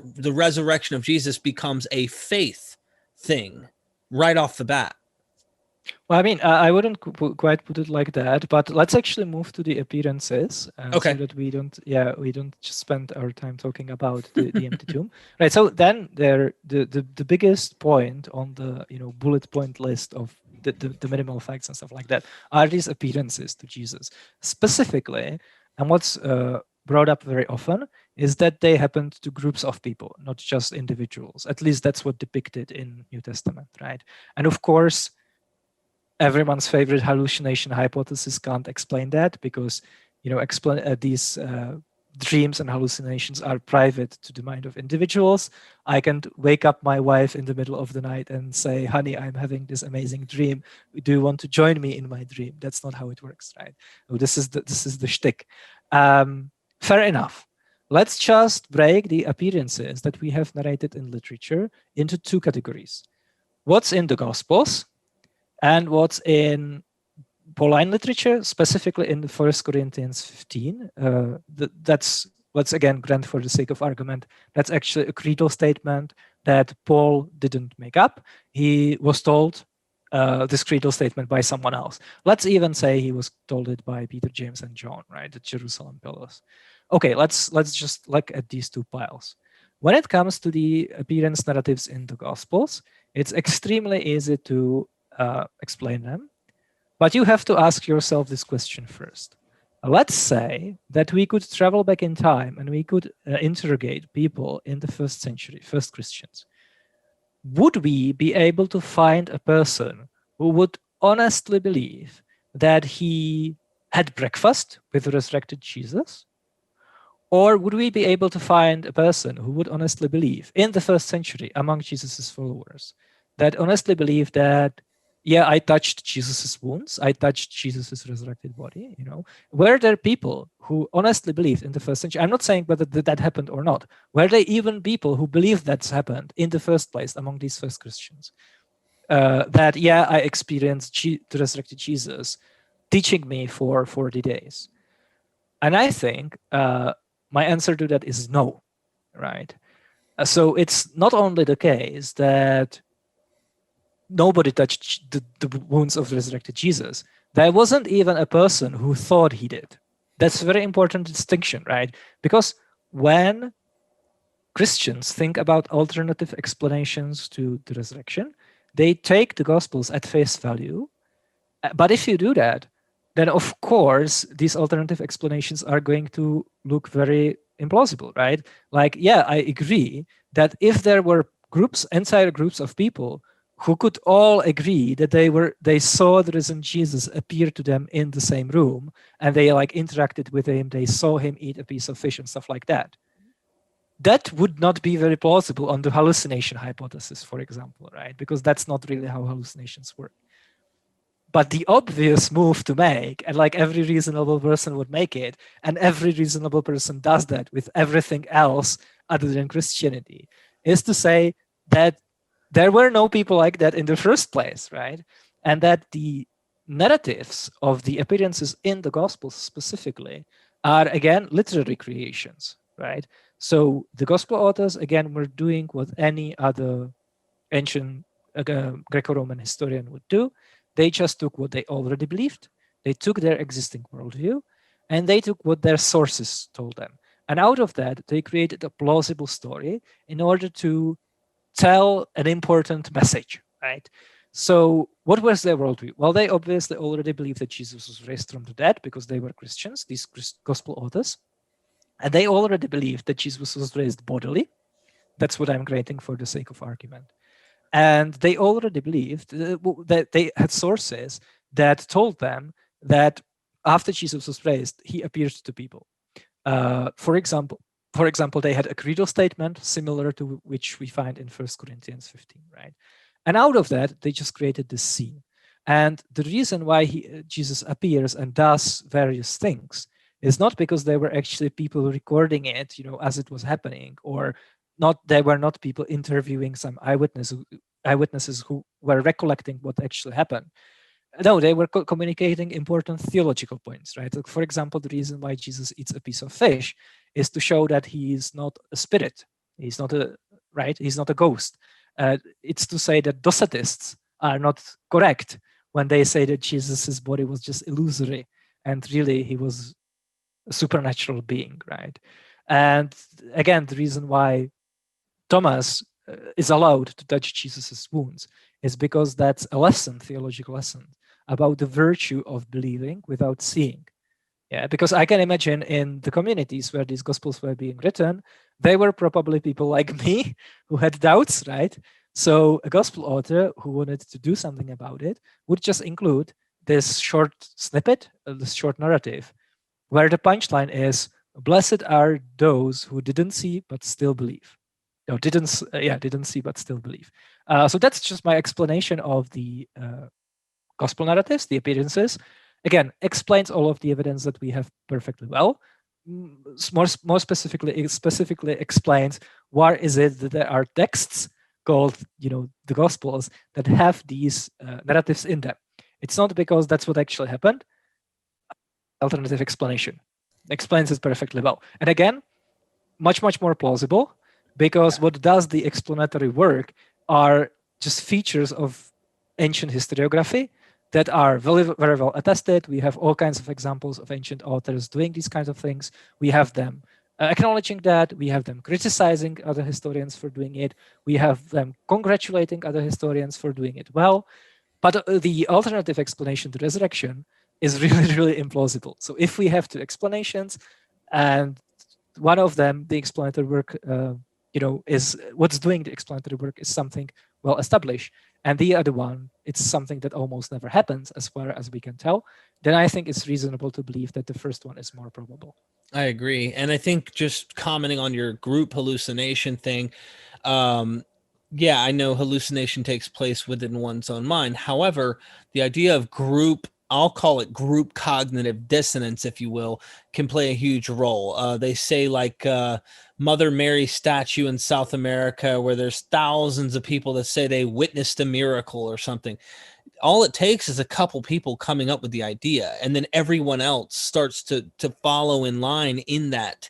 And so there, now you have this mass group of people who are now communicating, I experienced this thing, and they created the narrative in their mind where they really never actually did witness a real miracle. So, I mean, even if you granted some of these places, even though like the 500, I hear that that's taken from an extra canonical book that is actually maybe even referencing the Acts narrative, where there's 500 witnesses. The idea is actually talking about Pentecost, and somewhere in Pentecost has a connection to that. There's so many alternate explanations that are natural, that make plenty of sense, that don't require the face value reality that people want to read at this literature. So yeah, eyewitnesses. Thank you. Yeah, so these are again, like if you are a Christian, you are probably screaming right now that we have this amazing evidence that the Gospels were actually written by people who were there. They were actually there where Jesus ate a piece of fish, like Matthew and the beloved disciple. Or they were written by people who had access to them, like Luke, Mark, who of course got his information from Peter. Great. Let's just say that this evidence is really amazing. How probable it is that this gospel authorship is true? It's not certain, because nothing in history is, or it is very little, right? So again, is it up here? And my explanation is somewhere here, because yeah, I'm saying that they were not based on any eyewitness testimony. Well, again, if that's the case, I can buy that bullet, because if you then add resurrection to this, that's going to drag the probability down, right? Yeah, so that's the point. Again, I don't think it's very probable that the Gospels were written by the traditional authors. I think there are very good reasons for that I can show, and I've been doing it on my channel. So definitely check that out if you are interested. But go check it out. But even if you just grant that, well, the thing is that you can start with this like very high probability of this partial claim. But if you add the resurrection to it, the package deal, the traditional authorship plus the resurrection, is going to be less probable than traditional authorship being false and no resurrection, right? So that was the appearances in the Gospels. And then we have the appearances in 1 Corinthians 15, which is also to groups of people, to 12, all of the apostles, and then to 500. Again, let's just grant for the sake of argument that this isn't made up either by Paul or by someone else before him. Let's grant for the sake of argument it's not interpolated, which is what I think Robert Price believes, right? Let's just say that this creed actually records a real experience that real people had. And that when Paul says you can actually go talk to these people, he's not lying or he's not being misinformed, right? That there were actually people who, if you told them the creed, they would be able to tell you, yeah, I was one of them, right? Let's just grant all of that. So how do I get out of this, right? I just like not only tied myself behind the back, but I like someone smashed it over the head as well. Yeah, smashed me over the yeah. So what's the most important thing to realize, that the 1 Corinthians 15 creed, the appearances part, is completely devoid of specificity, unlike the gospel narratives, right? So the gospel narratives tells us where the appearance took place, how it looked like, what Jesus was doing, what he was saying. You could turn it into a movie, essentially, right? And people have turned it into the movie. But imagine if you were to film the content, the appearances in 1 Corinthians 15, based only on what 1 Corinthians 15 says. How would you do it? You, as a screenwriter and director, would have much greater freedom you could depict it in many different ways, because it just doesn't tell us any details. It doesn't tell us where it happened, when it happened, how Jesus looked like, what he was doing, what was the nature of the appearance. And it, for example, it doesn't even tell us how much time elapsed between these different experiences, right? He first appeared to Cephas, then to the 12. Well, was it a year later? Was it the same day? Was it 2 weeks apart? Doesn't say that. And what Christians naturally do is they will impose the content of the appearances in the Gospels onto this First Corinthians Creed, because they think it's talking about the same stuff, right? So when they see it, when they read it and it says he appeared to the 12, they immediately imagine the appearances to the disciples in the Gospels. But the thing is that if we are relying on 1 Corinthians 15 Creed only, and I already explained where the narratives in the Gospels come from, then there is no content. The only content that's there is that Jesus appeared. So it actually uses the verb horo or horao in Koine, which means the lexical term is just I see, right? That signifies sight. So apparently they saw something. The word, because in Greek, kind of the semantic range, the range of meaning of words was much broader. There were these words that meant all kinds of different things, right? Like logos, epos, ethos, topos, right? Like 10 different authors had 12 different ways how they like work with the concept and what it meant, right? And the verb horao is actually the same way. It does, in specifically Second Temple Jewish literature, describe purely mental phenomena. For example, Philo of Alexandria uses the same verb to refer to his personal mental, like private experiences, right? So he talks about seeing, but it doesn't mean seeing with his eyes. Or in the Septuagint, in the Greek translation of the Old Testament, it, for example, refers to people's dreams, like what they experience in dreams. It says, I saw something, but it's a context of dreaming. But let's just say that this isn't a case, right? Let's just grant for the sake of argument that these people that are depicted in the 1 Corinthians 15 Creed actually saw something with their eyes. Now, how do you get around this problem of hallucinations not being purely mental? Well, the thing is, there are still very many perfectly plausible phenomena that appear all the time and that have religious significance that multiple people can see at the same time because they have external existence. You can point to them, right? And like if you point to them, a person standing next to you will turn their head and they will see it as well. So you don't have to rely when you're explaining it on what's happening in your mind. It can still be something that exists, right?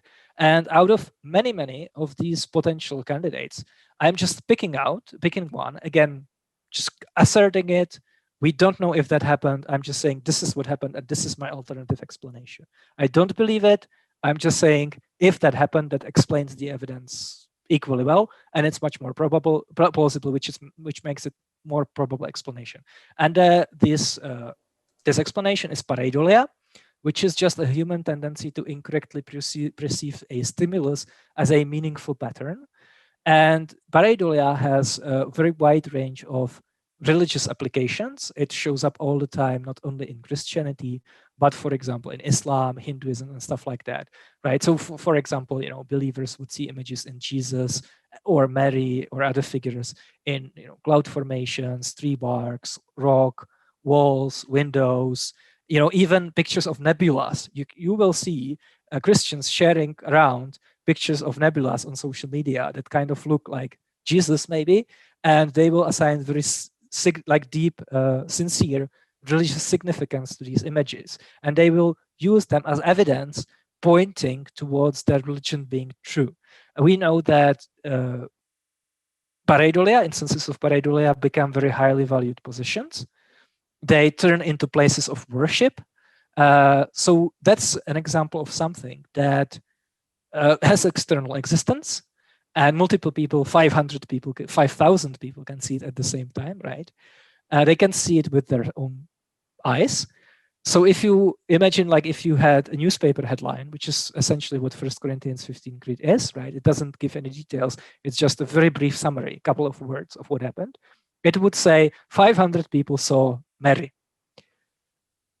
Okay, and imagine in 2000 years, we would only have the headline, we wouldn't have the body of the article. But actually what the article goes on to say is, yeah, like these people saw this like optical illusion, or they saw a face of Mary on a rock, and that became a place of worship.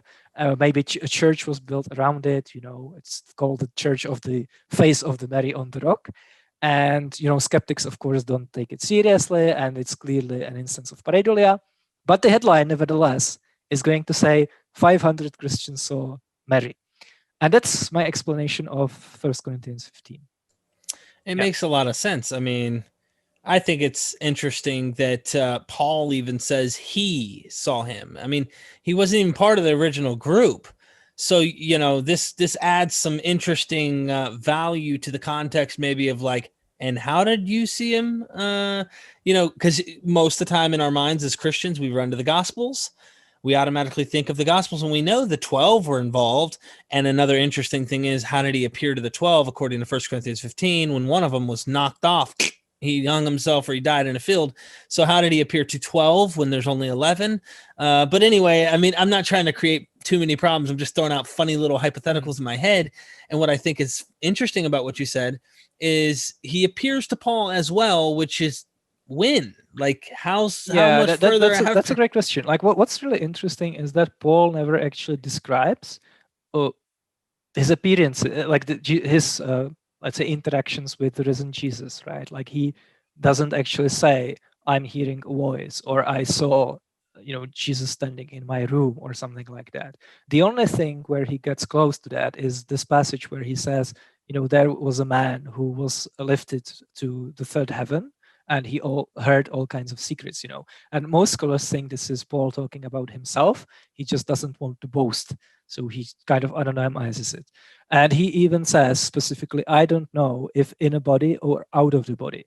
So when seems the only instance where he's describing what he saw, what he experienced, he's actually being skeptical. He's being a good skeptic about his own experiences, because he's saying, look, I don't know if I was physically lifted up to heaven, if I was still in my body, or if this was some kind of like outer body experience, right? And obviously everyone always says the Damascus Road experience, but again, we have to realize that that's not actually narrated by Paul. Like, Paul never says that he had an experience on his way to Damascus.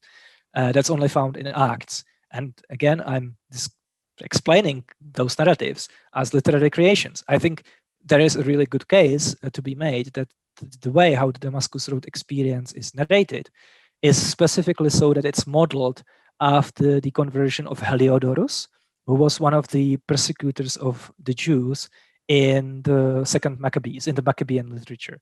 And because if you actually, and he again starts persecuting the Jews, then he has this divine revelation, and he even loses consciousness, and he's taken care of by a righteous person, a Jew, and then he actually converts and he starts proclaiming the message.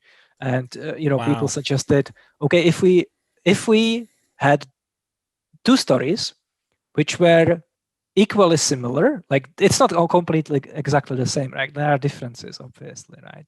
But if we had two stories that had the same similarities, one of them was about, let's say, Heracles, and the other one was about Mithra, every other historian, every other scholar would obviously conclude that either one is based on the other, or they are just drawing from the common, like, cultural imagery of the time.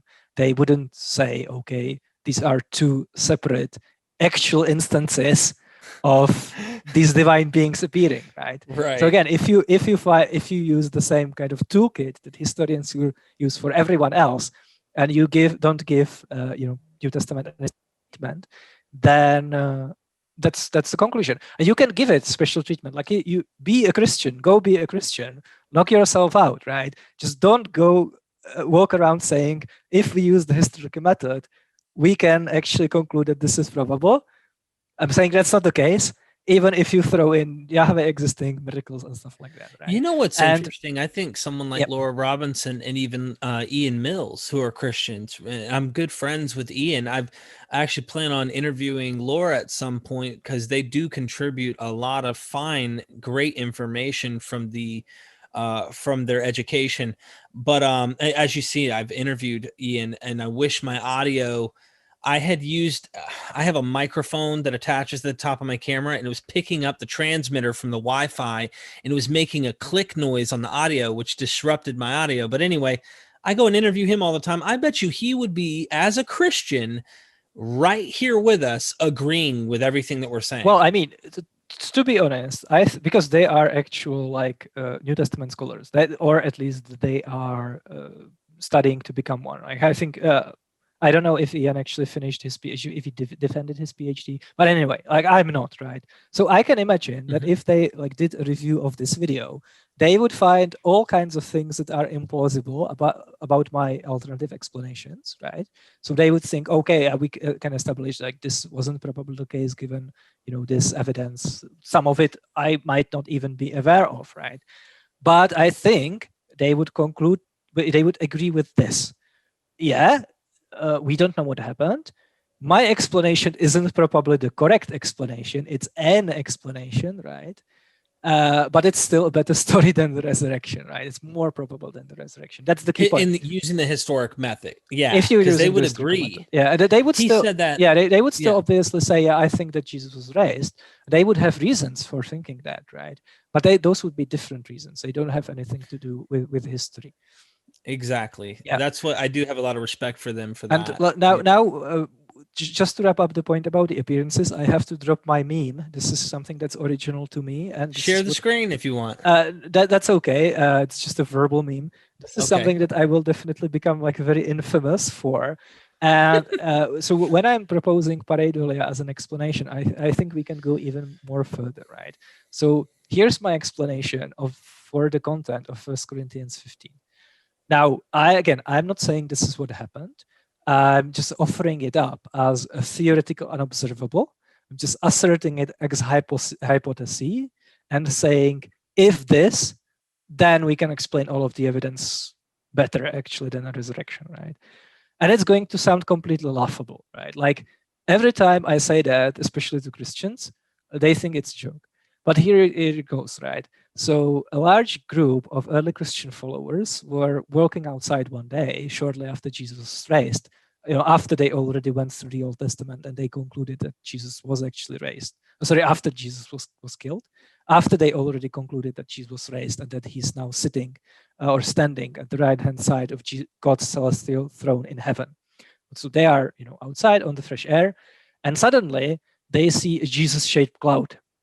And, you know, Cephas sees it, then the 12, then more than 500 brethren see it at the same time. James see it, and then all of the apostles see it.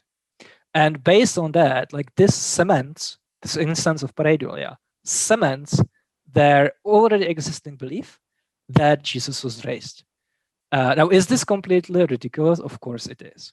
But it's important to realize that we should not conflate how reasonable a claim is to believe with how probable it is that especially religious people would believe it, right? Because we have a lot of instances of religious people believing all kinds of things that are not very reasonable. And we even have like specific instances of religious people believing these kinds of claims for these kinds of reasons. Like many Christians, for example, really believe that like Mary appears to them in various situations where like multiple people can look at it and you can touch it and stuff like that. And I think I can actually raise the probability or plausibility of that and maybe like overcome some of that initial rejection by pointing out that, first of all, celestial phenomena was very important in antiquity and it was associated with the divine. And actually, it seems that instances of pareidolia are good explanations for all kinds of historical accounts, specifically where Greek and Roman historians are describing appearances of divine signs or omens or prodigies signifying like the will of the gods, what's happening in the supernatural, in the divine realm, when it comes to specific historical settings, right? So, for example, in Livy or Plutarch, you will see them talking about ships appearing in the sky, round shields in the sky, weapons flying, flaming spears. There was a huge flame-like body seen to fall between two armies, right? This is what's actually found in historical writings next to very kind of mundane, basic descriptions of battles. Do I think that this is describing an actual event? Of course not. I think these are invented or they are exaggerated. But I think the inciting instances, the reason why this trope developed of specifically depicting these kind of celestial events is because there were religious people living at the time who saw instances of pareidolia, and this is how they explain them. And Cicero, for example, I have a really good quote. He says, two sons, which, as I have heard my father say, happened in the consulate of Tudianus and Aquilius, and in which year also another son was extinguished. These things terrified mankind and raised in them a firm belief of the existence of some celestial or divine power. And what he's describing there is specifically the thing that's called two suns. I think I had the specific name somewhere, but let me see if I can find it real quick. Yeah, it's called parhelion, which is just defined as a bright spot on one or two sides of the sun, right? So, and here Cicero is literally saying there were two suns, because that's how it would appear to you just looking at it, right? And I think we can go even better than that. We can tie this celestial motif to Jesus, especially this motif of seeing Jesus in heaven, in the clouds, either sitting or standing at the right-hand side of God. We have, for example, the book of Daniel saying that, the one like the Son of Man will come with the clouds of heaven. We have Psalm again, 110, which says, Lord says to my Lord, sit at my right hand side. We have celestial phenomena like the crucifixion darkness. Peter in Acts quotes various, an Old Testament passage, and he uses it to lay down like various evidences for thinking that Jesus really was the Messiah. And it, for example, includes a blood moon, right? And Stephen in the book of Acts, again, what he sees when he dies, before he dies, is, he saw heaven open with the Son of Man standing at the right-hand side of God. So I think you can go even further, and you can say that the specific instance of pareidolia that cemented this existing belief in Jesus being the Messiah was them seeing a figure of Jesus in the clouds, and that convinced them that, yeah, Jesus is really sitting or standing on the right-hand side of God in heaven, in this like celestial kingdom where he was highly exalted, just like the Old Testament says he would be. Interesting. Yeah, that's it. Like it's completely crazy. I don't believe it, right? But again, it's much more probable that something like this happened, given it happens all the time, than an actual resurrection. Or you can go the other route, and you can say that what's actually contained in the creed are some kind of charismatic experiences. Like, Pine Creek says, Jesus appears to Pentecostals every Sunday at 11:30 when the music starts playing, right? And I can definitely imagine that there was a group of people who had this kind of charismatic experience, right? And when they were reflecting on it, they say, you know what? We saw Jesus. And they would use this Greek verb, horao, which the range of meaning would completely cover the kind of experience that they had, that Pentecostal Christians get every Sunday. That's the alternative road. I like pareidolia more, but if you don't like it, then more power to you. Yeah, I mean, it just shows there's multiple ways of potentially explaining the data, and there is some ambiguous, you can't be as concrete. That's what history does, though. It's never like absolute. A lot of this stuff, at least ancient history that we're dealing with, you have to deal with probabilities and things like that, and that's the difficulty. We go right back to the beginning. What's most comforting?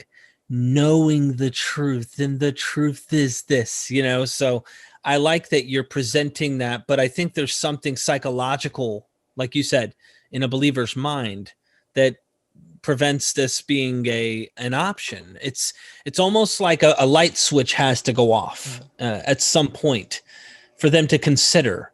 Well, could it be? Even like you see it with brilliant men like Mike Licona, and even he talks about his doubts in the past. Yeah, well, I mean, there is this kind of famous stream by Capturing Christianity, Cameron Batuzzi, where he had two guys on the resurrection for like 3 hours, something like that. And like they were towards the end of the stream, they were asked by Cameron, which I think is an excellent question, what would be like a viable competing hypothesis? And these guys were two Christian apologists, right?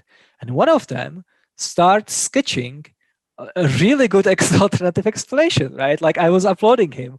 If he really spent like one afternoon developing it, I think it would be a better explanation than the resurrection, And really, like Christian apologists should set up workshops. They should be like workshopping this. Really sit down with your like friends, take Richard Swinburne, take Gary Habermas, and try to come up with the second best explanation for the resurrection. Really try, right? And put it out there. And there you go. Like you don't have to believe it. You can still think that the resurrection is more probable, even on historical grounds.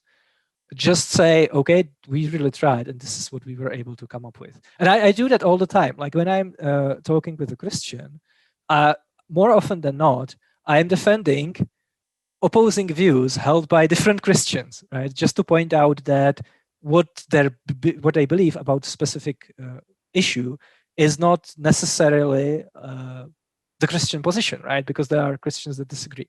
Yeah, that's a great point.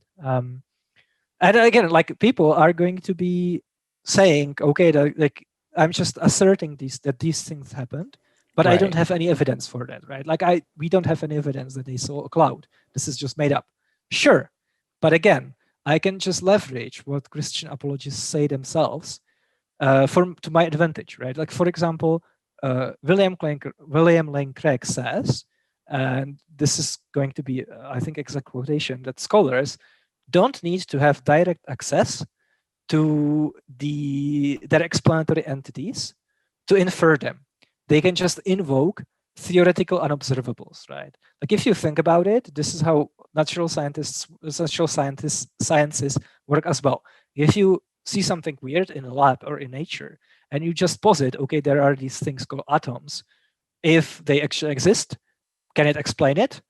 It can. So it's reasonable for us to believe that they actually exist, right? But we don't have like any direct access to atoms, just like we don't have any direct access to what happened 2,000 years ago. We just ask the question, is this a good explanation of the evidence or not? In natural sciences, we can, of course, do much better because we can then specifically create experiments that generate new data that can either confirm or rule out explanations.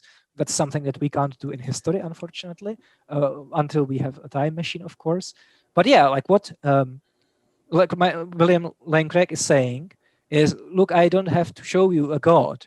I can just propose a God as an explanation for morality, the origin of the universe, stuff like that.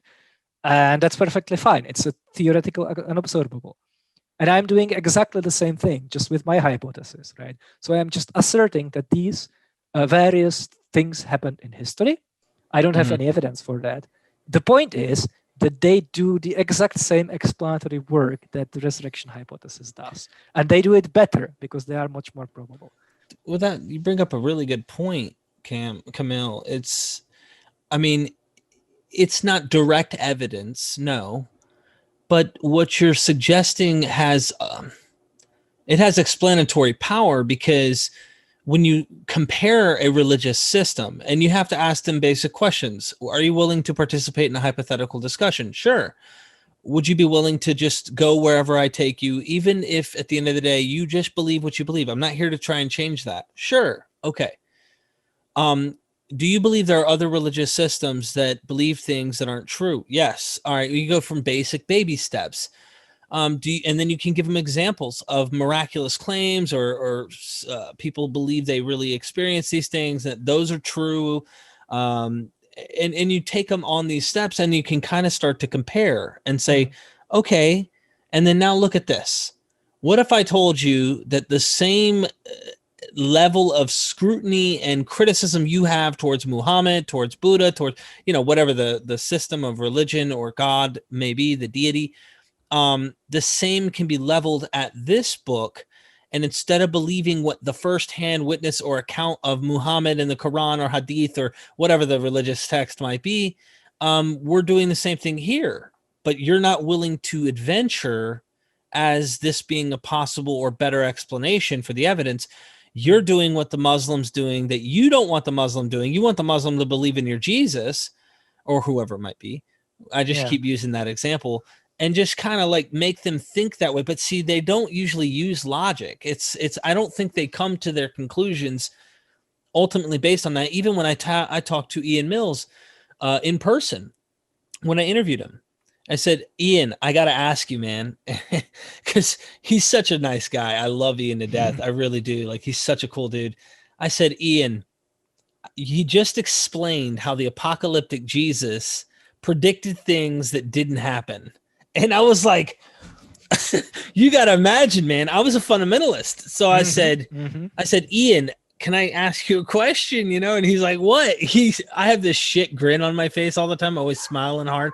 And he says, what? I said, Ian, how are you a Christian? Because I couldn't understand it. And he says, what do you mean? Like, he didn't understand because he's more of a liberal type Christian. And I said, how can you believe that Jesus said that things would happen that didn't happen and they were failure? And he says, first of all, my faith in Jesus is purely subjective. So I don't use any arguments as like, here's historical evidence, or I have evidence or proof of any of it. I don't even use these texts, so to speak, as proof or evidence. It's a subjective experience that makes me believe in this faith. And I said, wow, much respect for admitting that.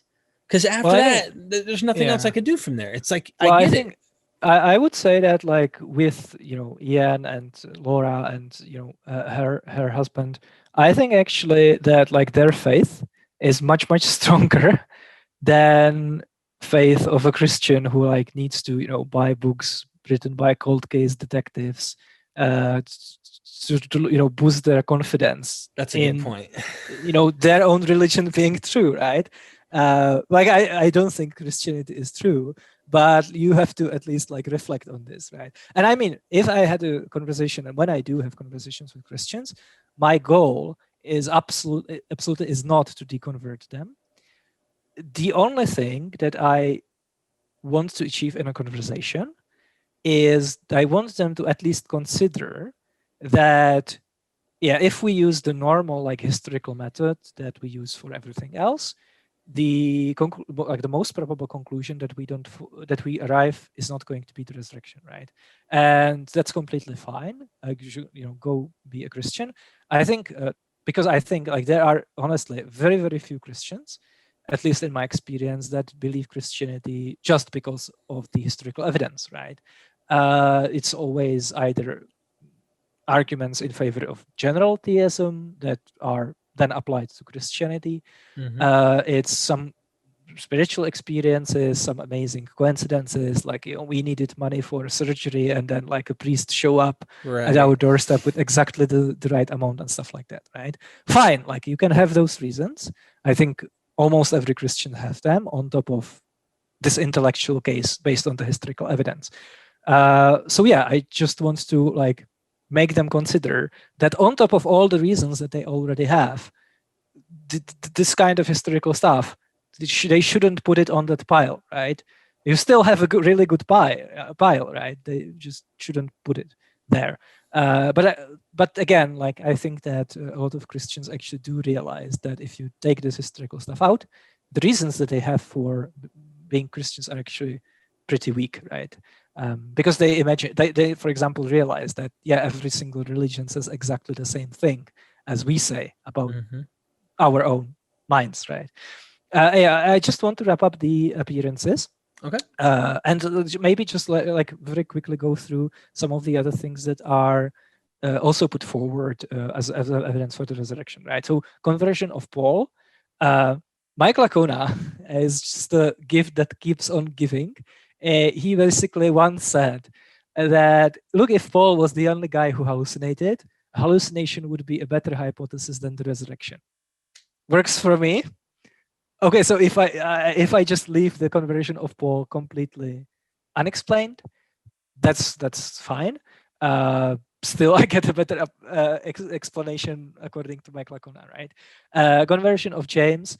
A funny thing is the idea that James started as someone who was hostile to Jesus and then he converted. That's not found in any early Christian writings. That's you only get that if you stitch two things together. The Gospel of Mark, when it says that Jesus' family, including his brother, thought that he's insane, he's crazy, and they wanted to drag him away. And then Acts, which depicts James, brother of Jesus, as being one of the leaders of the church, right? So you have these kind of data points, and you infer from them that there must have been something that convinced him. And apologists assert that it was an appearance, although they don't have any reason to assert that, right? But the thing is that these data points are actually not even in the same text. They are in two different texts. And what's really interesting about it is that we all know that like Luke, the author of Luke and the author of Matthew copied from Mark. And we can actually see what kind of alterations they do when they copy. They don't copy it word for word, even though they very often do. They just like make changes. And they sometimes make changes systematically, right? So when they change a passage, they always change it in certain direction. And from that, we can infer what their theological, let's say, goals were. They used the Gospel of Mark as a blueprint, and they made alterations because they wanted to do tell a different message, theological message ultimately, right? Like if they didn't have any disagreements with Mark, well, they would just copy Mark. They wouldn't create a new gospel, right? So if you viewed it in that way, it's really interesting that when both Luke and Matthew copy the passage where in Mark it says that Jesus's family thought he's crazy, they just omit it. They don't copy the part where it says Jesus's family is crazy. Jesus's family thinking he's crazy, right? They copy the story. They copy Jesus's family there, being there, but they just drop this specific claim. Why is that? I think that's because the Gospel of Matthew and the Gospel of Luke are the only two Gospels that have an infancy narrative, which means that it would be really weird for Jesus' parents being told that their son is Jesus' parents being told by like revelations from angels that their son is going to be a son of God, but then think that he's crazy, right? It would create this weird tension in the story. Like if Mary and Joseph really were visited by angels, why did they think that Jesus was crazy later in his life when he was doing the exact thing that the angels told them he's going to do, right? So they just deleted it. And that's why I think this is not recording actual history, right? If we traveled back in time, we obviously wouldn't see Joseph and Mary being visited by angels. We wouldn't see the Magi, we wouldn't see the Star of Bethlehem. And also, we wouldn't see Jesus's family thinking that Jesus is crazy. That just wouldn't be the case, right? So this is how I'm explaining conversions of James. It's not a thing, right? You don't even have a case to build, right? I'm not dismantling the case. I'm just showing you that you don't even have it to begin with. And then just really quickly hit a couple of things. Transformed lives of the disciples, their martyrdom, the spread of Christianity, shifting the main day of worship from Saturday to Sunday, the Church of the Holy Sepulchre, and stuff like that. All of that is explained by my hypothesis just as well as the resurrection hypothesis. And that's because in my hypothesis, the early Christians were sincerely but mistakenly convinced that Jesus was raised, right? So they were not scamming people. They were not trying to sell them on something they knew is a lie. They really believed that, but they just believed for bad reasons, essentially, right? That the reasons were not connected with actual state of affairs. And if you just have that one component in your explanation, that completely covers everything. Like Josh McDowell, or is it Sean McDowell, the younger one? Like his entire career in looking into martyrdom, completely irrelevant, right? You can just take his book and throw them out of the window because no problem with martyrdom, right? If you sincerely believe that Jesus was raised, and if you sincerely believe that you will go to heaven if you affirm him before the Romans and the Jews, and you will go to hell if you deny him, well, then you are going to do exactly what the disciples of Jesus are depicted as doing in the martyrological literature, right? Nothing to explain there. Yeah. So that's when it comes to the evidence, and I think if you're still up to it, there is one last thing that I want to cover, because I kept saying that okay, I can explain all of the evidence equally well, but I can actually even explain it better because the resurrection hypothesis is more plausible. It has better, higher intrinsic or prior probability, and I kept saying, if you start here and I start here. Well, if you add resurrection here, the resurrection claim is going to drag the probability of the whole package down. Now, why am I saying that, right? So now let's not talk about evidence, and let's not talk about explanatory power and scope. Let's just talk about plausibility, because I think this is where my explanation wins big time, right? I can even grant you that my explanation explains some of the pieces of evidence worse than the resurrection hypothesis. I would be happy to grant that for the sake of argument. But I think when it comes to the posterior or the total probability, it's massively wins because it has this advantage of being very intrinsically plausible, probable. And that's because, as I said, the things that make the explanatory work in my explanation are things that we can establish happen all the time, like how religious people think, how they evaluate claims, how they jump to conclusions that confirm their existing theologies, how ancient authors compose their narratives and stuff like that. So that's one side of the story. And the other side is the resurrection, right? And of course, apologists are going to say, well, if you reject miracles and if you don't think there is a God, of course you are going to think that a resurrection is improbable, right? Or implausible. But to that, I respond, I don't reject it. I actually grant it for the sake of argument, right? But the problem is that there is, even if you think that Yahweh specifically exists, then between that belief and the resurrection of Jesus, there is a lot of steps that you have to make, right? Just think about it. As I mentioned, there are billions of people who already believe in Yahweh, in the same God that you do. Jews, for example, right? But they don't think it's very plausible that this God would raise someone like Jesus. They might think that resurrections sometimes happen, but they don't happen very often. So the plausibility of that is fairly low. And Christians, of course, will say, well, Jesus isn't just anyone. Like, I agree as a Christian that, my next door neighbor, when he dies, he's probably not going to be raised from the dead by God, at least not until the end of the age, right? He will just stay dead. But Jesus wasn't just anyone, don't you know? There are good reasons for thinking that God would make an exception and raise specifically Jesus, right? And they make these arguments, like Richard Swearman does it, Blake Gunther does it. But all of the reasons that they give for Jesus are either circular, ad hoc, the conclusion doesn't follow, or, yeah, it does raise the plausibility of the resurrection hypothesis, but it also, proportionally to that, raises the plausibility of my competing explanation. So they get like one step ahead, but I also get one step ahead, right? So I win anyway. Yeah, so that's it. And that's the reason why there are these deficiencies with the reasons that are supposed to motivate you into thinking that God would be interested in raising someone like Jesus are the reasons why nobody else apart from Christians buys the resurrection claim. Not even people who worship the same God, right? And we can just look at one example, and that's, let's say, Jesus leading a sinless life, right? That's like a character trait of Jesus that identifies him, supposedly, as a person that God, Yahweh, would be interested in raising from the dead, right?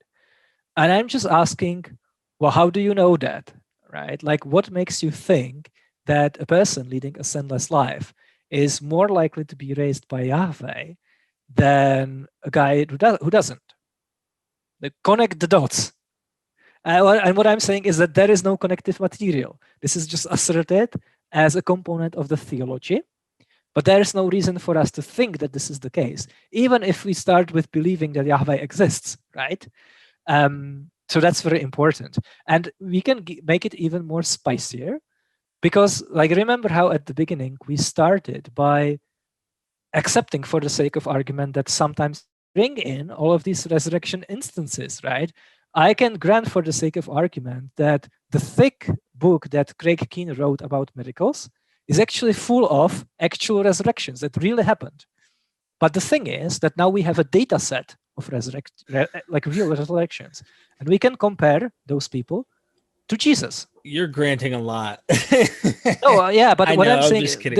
this actually works in my favor, right? Because what I'm saying is that if you ask a Christian, why would God be interested in raising Jesus as opposed to my next door neighbor?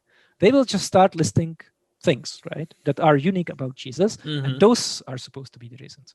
But actually, if you look at people who are supposedly raised, those reasons don't apply. Like that little girl who was raised in Africa, she didn't lead a sinless life. She wasn't a son of God, a daughter of God. You know, she wasn't the Son of Man or the Messiah. So why think that these reasons are the reasons why God did it if they don't apply to any other situation? And I think the reason why Christian apologists don't see this point is because they obviously already start with the conclusion that Jesus was raised, and because they acknowledge that resurrections don't happen that often, or they will even say that Jesus's resurrection was unique. It's really a category error to compare it with other instances of revivification, you know. Okay, they start with that presupposition. And so they think, okay, well, there must be something unique about Jesus. And that's the reason why God raised him, right? So what else is unique about Jesus? And they start listing these things. And when they have the list, they naturally jump to the conclusion that, okay, these must be the reasons why Yahweh raised him, right? But what I'm saying is that actually doesn't there is no, it actually doesn't follow, right? There isn't anything that connects Jesus having these specific traits with Yahweh being interested in raising him. You know, doesn't come from the Old Testament, you know, because the Old Testament doesn't say, for example, that the Messiah is going to be raised, right?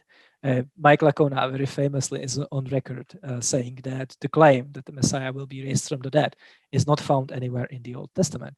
And if it was found in the Old Testament, that would just raise the plausibility of my explanation, because that would be the place where first Christians got the idea from. So you know how this is working, right? Oh yeah. So really, for a Christian, the resurrection of Jesus being plausible as something that God would want to do is it's only plausible if you already accept everything else about Christian theology, you know? Oh yeah, like if you think that, okay, God is all-loving, there is a sin problem, the sin problem is so grave that we can't possibly pay for our sins ourselves, we are actually deserving death, but God is so merciful that he's going to do something about it. Okay, the thing that he's going to do about it is send his only son, specifically to be killed as a atonement for our sins, right? If you accept all of that, then I guess it's plausible, right? But it's like 20 different steps that got you from Yahweh existing to the resurrection, right? And you have to stack all these claims on top of each other, for which there is no external evidence, right? And oftentimes there's no connection. Oftentimes you have to create the connection. Yeah. But I mean, this is what, for example, Richard Swinburne does, right? Like when Richard Swinburne argues that the resurrection of Jesus has a at least somewhat high prior probability, he has to go through like 50 different steps, you know, and with each step, he's adding more and more pieces when in the end he has the entire New Testament theology and he's just missing that piece in the middle. This is the resurrection. Well, of course, if you already have that entire mosaic, then of course it's going to look like that final piece fits there, right? But that's just because you already constructed the complete picture, you know? Jesus is the best match with Jesus. It's not surprising that if you start with the New Testament theology, that it would make sense in light of that, that Jesus was raised. But what I'm saying is that you need to have some external reasons for thinking that Yahweh specifically would want to do it. And like, if you, for example, look at the work of Josh Rasmussen, who argues that, you know, God is this perfect being and there are various attributes that perfect being would have. Maybe he would be all loving, he would be interested in what we do and stuff like that. That's all great, but it's still like 100 miles away from Jesus being raised, right? It doesn't even get you incarnation. It doesn't get you crucifixion, right? So I don't really see how, it's either ad hoc, it's circular, it's non sequitur, or you, as a Christian, get 10 steps ahead, but I also get 10 steps ahead because it's just going to boost plausibility of my explanation as well. So this is why I say, look, the resurrection is just so implausible that it drags all of these other things down with it, right? So even if I just start here, the resurrection hypothesis ends up being so far this way that it's hovering somewhere above Fiji on the other side of the planet, right? And I can say that even if I grant for the sake of argument that Yahweh exists and there are resurrections. I'm not an anti-supernaturalist, you know, and this is why Jews don't buy it, Mandeans don't buy it, Manichaeans don't buy it, Zoroastrians don't buy it, you know. Those are old religious systems. Muslims don't buy it. Yeah, Muslims do. Yeah, there is a God, you know, in many of them he's called Yahweh. He's all loving, obviously. He's interested in what we do. He cares about us. He runs the afterlife. Don't you know? There's a system of like sorting people after they die. But they just don't, like a Jew is never going to wake up thinking, you know what, like I think, especially, let's imagine that there is a Jew living 100 years before Jesus was born, like 1st century BCE. He wouldn't wake up in the morning thinking, I think our religion is missing something. I think it's missing the resurrection of the Messiah, you know? Right. You just don't arrive there with purely theological and philosophical arguments. And even if you did, the fact that you can arrive there today means that the first Christians could have arrived there 2000 years ago without Jesus being raised. That's what I'm saying, right? So Richard Swinburne is actually shooting himself in the foot, because if he's correct and the resurrection is very plausible, and we can actually establish that it's very plausible without any historical evidence, just based on these theological speculations, well then, it would look very plausible even for the first Christians. So they would be convinced by it, even though it didn't actually happen, and they didn't have good reasons. They only had bad reasons. So yeah, that's my explanation. Well, I hope we can actually get a debate at some point where Christian would be willing to.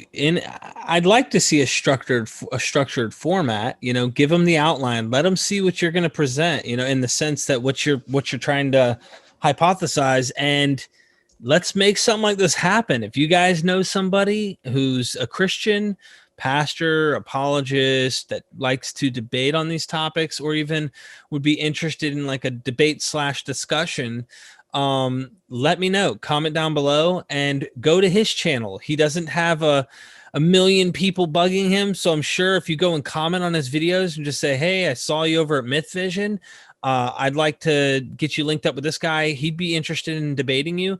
Preferably not just anybody, someone that is in the field of apologetics, that is somewhat known, it would be of interest. But regardless, if you got somebody who's a pastor, someone is a youth pastor, someone who's just getting into apologetics, is going to school for this and has a little bit of a grasp on apologetics, I would like to see that. I wouldn't want just anybody, someone who knows what they're talking about to some degree in the apologetics area.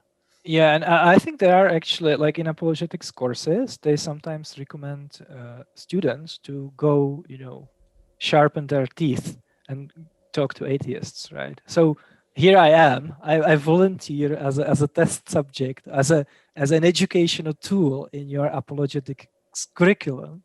Could talk to me, like worst case, I will be unconvinced, and the best case, you will actually convert me to Christianity. So there we go. There is one guy who would be definitely willing to debate, but I have something special for him. I don't want to spoil it, but it unfortunately does take some preparation, which I haven't been able to do. So I'm just saving him for a special occasion. But apart from that, like anyone, please. And again, as I'm saying, I'm just kidding. Yeah, I think we do know who it is. I guess if you've seen me around, you probably do know who I'm talking about. But yeah, as I'm saying, like I would be just happy to be on the defensive, because I'm like honestly interested in what Christian apologists and other people as well have to say about it. And if there is a flaw that makes it not viable, yeah, I want to know about it. Okay.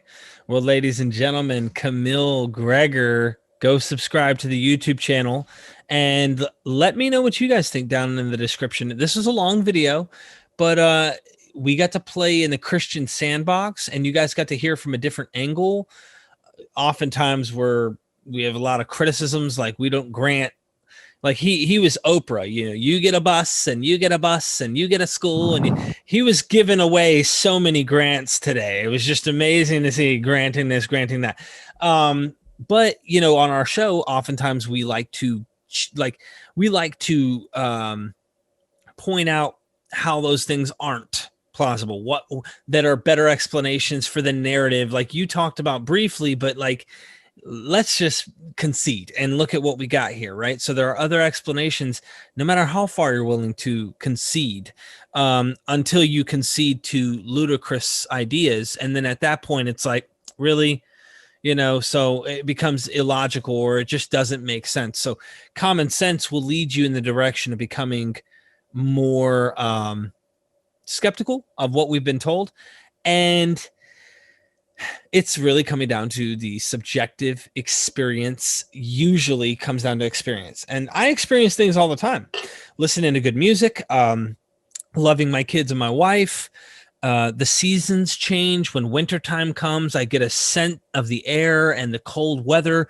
I feel an experience from nature. And then the spring comes and the summer comes. Like I experience things. Christians have similar experiences, except they jump to different conclusions about a lot of stuff. So with that being said, thanks for joining me, brother. I hope we can do this again and make a debate happen. I am now an apologist for my explanation.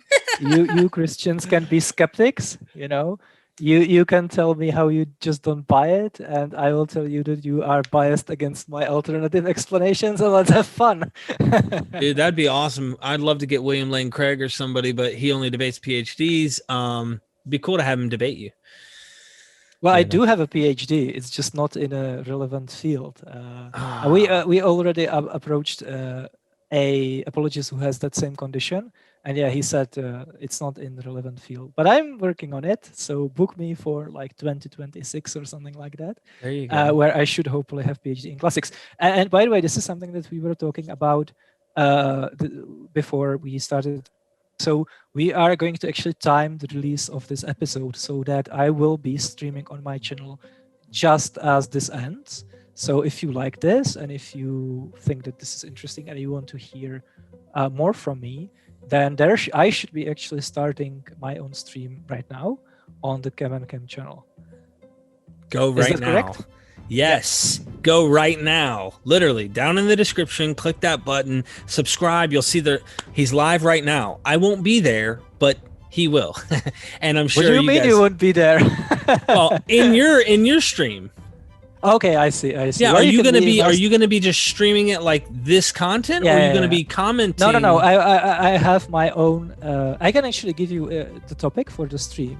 I will title it "One Simple Argument Which Completely Destroys the Lucan Authorship of Acts," and it's been put forward in literature fairly recently. I haven't seen it before. It was new to me. I think it's really interesting. You haven't heard that from anyone else, either an apologist or a non-Christian. So yeah, if you're interested, if you're wondering what that simple argument that completely destroys the Lucan authorship is, then go to my stream right now. Okay, well, we're gonna have to check that out. I'll see you guys there. Thank you for joining, bro. And don't forget, we are Myth Vision.